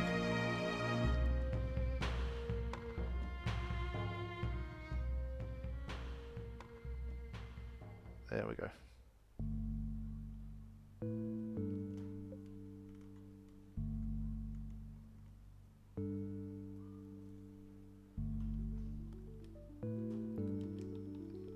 Exactly, Pbirdman. You know as well as many that you know as well as any that Final Fantasy X is one of them games where if you whinge enough, things tend to happen. That's why I whinge when I play Final Fantasy X.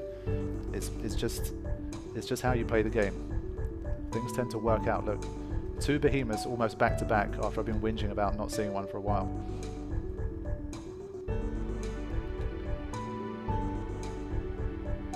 That's a pro tip. Whinge as much as you can.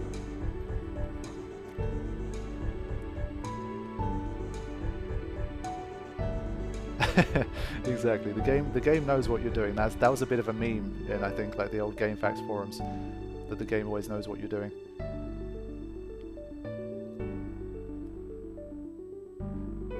Thankfully, during this entire process, we've only had 1 crash in the Thunder Plains, which Pbirdman is aware of, and it's been good after that. So hopefully it stays that way. Pbirdman, I remember we spoke about it, but what was the conclusion? Did you manage to fix that potential crash?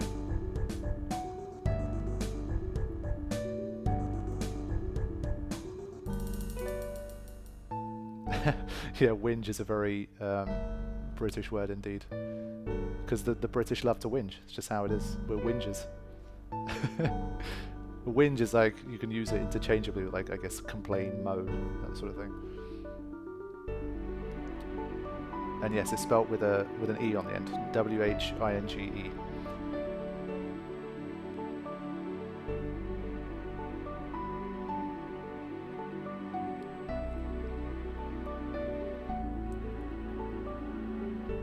Okay, Pbirdman says he needs to replicate the crash himself first. Yeah, it's weird. I mean, like, I remember in the last session, if you guys watched the last live stream, near the end, for some reason, the game started to slow down whenever Waka attacked. I don't know why.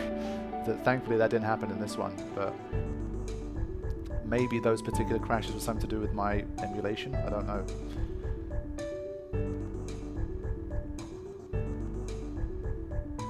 We always like to whinge about the weather too, exactly. 2 behemoths away. And I'm about 3 minutes away from hitting the 3rd hour. So it's pretty good timing.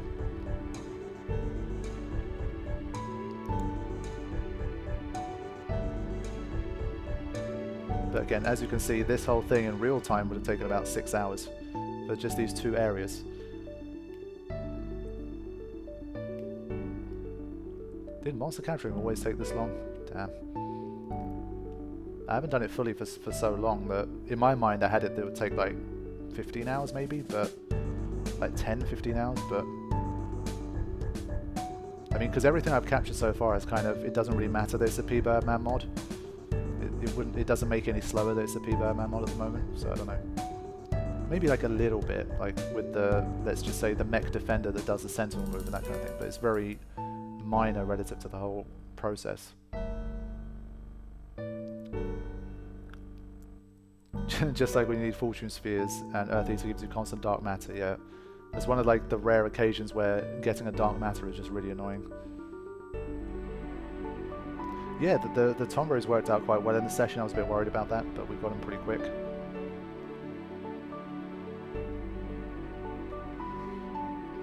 To whine is to be British.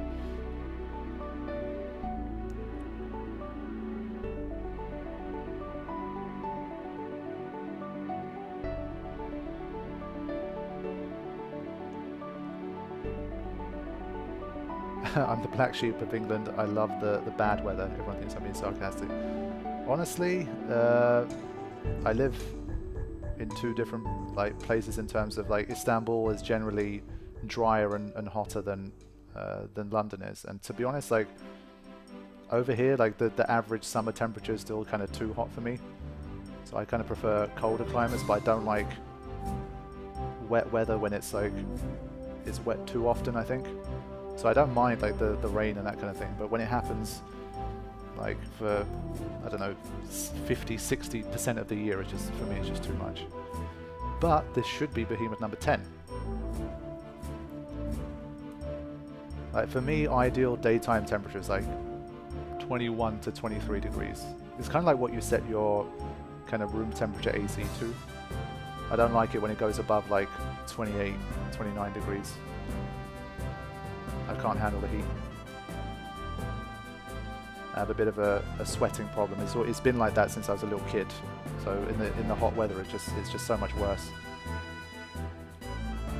So hopefully I haven't miscounted, and we've completed Gagazet as well. And normally you get the Blossom Crown for Yuna's Celestial Weapon. Okay. Altemes, welcome to the stream. Good to see you, man. It's been a long time. You caught the stream right at the end, unfortunately, though.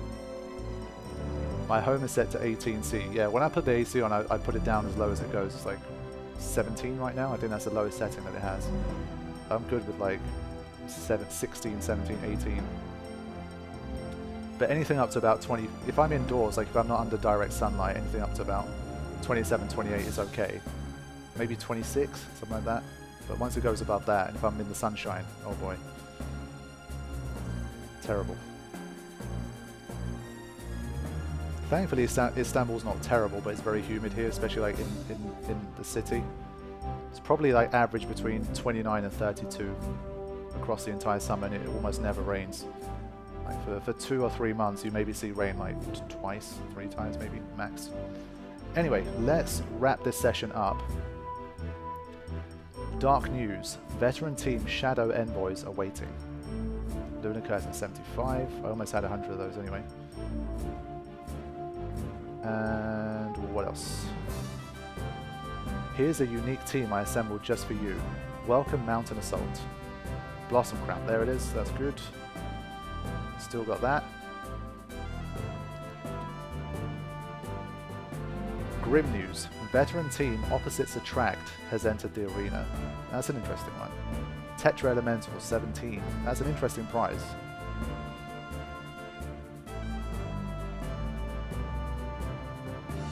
Ooh, warning, a heavyweight. Okay, so this should be Shinryu, right? That's what it normally would be. The heavyweight has made its way from the third to reach Spiro. Be careful. Winning formula times 60. Okay. They don't seem to have names. It just says a heavyweight for those. Do you not have names for the heavyweights? Okay, another heavyweight. Megalith times 30. Not now. Damn, this was a lucrative capture sesh. Let's have a look. Yeah, so I don't think you see the heavyweights' names like on the first string of text, but you can see them here. Undercover bosses. Soldiers of Fortune. Okay. Some really interesting things to come, seriously. Opposites Attract. Shadow Envoys.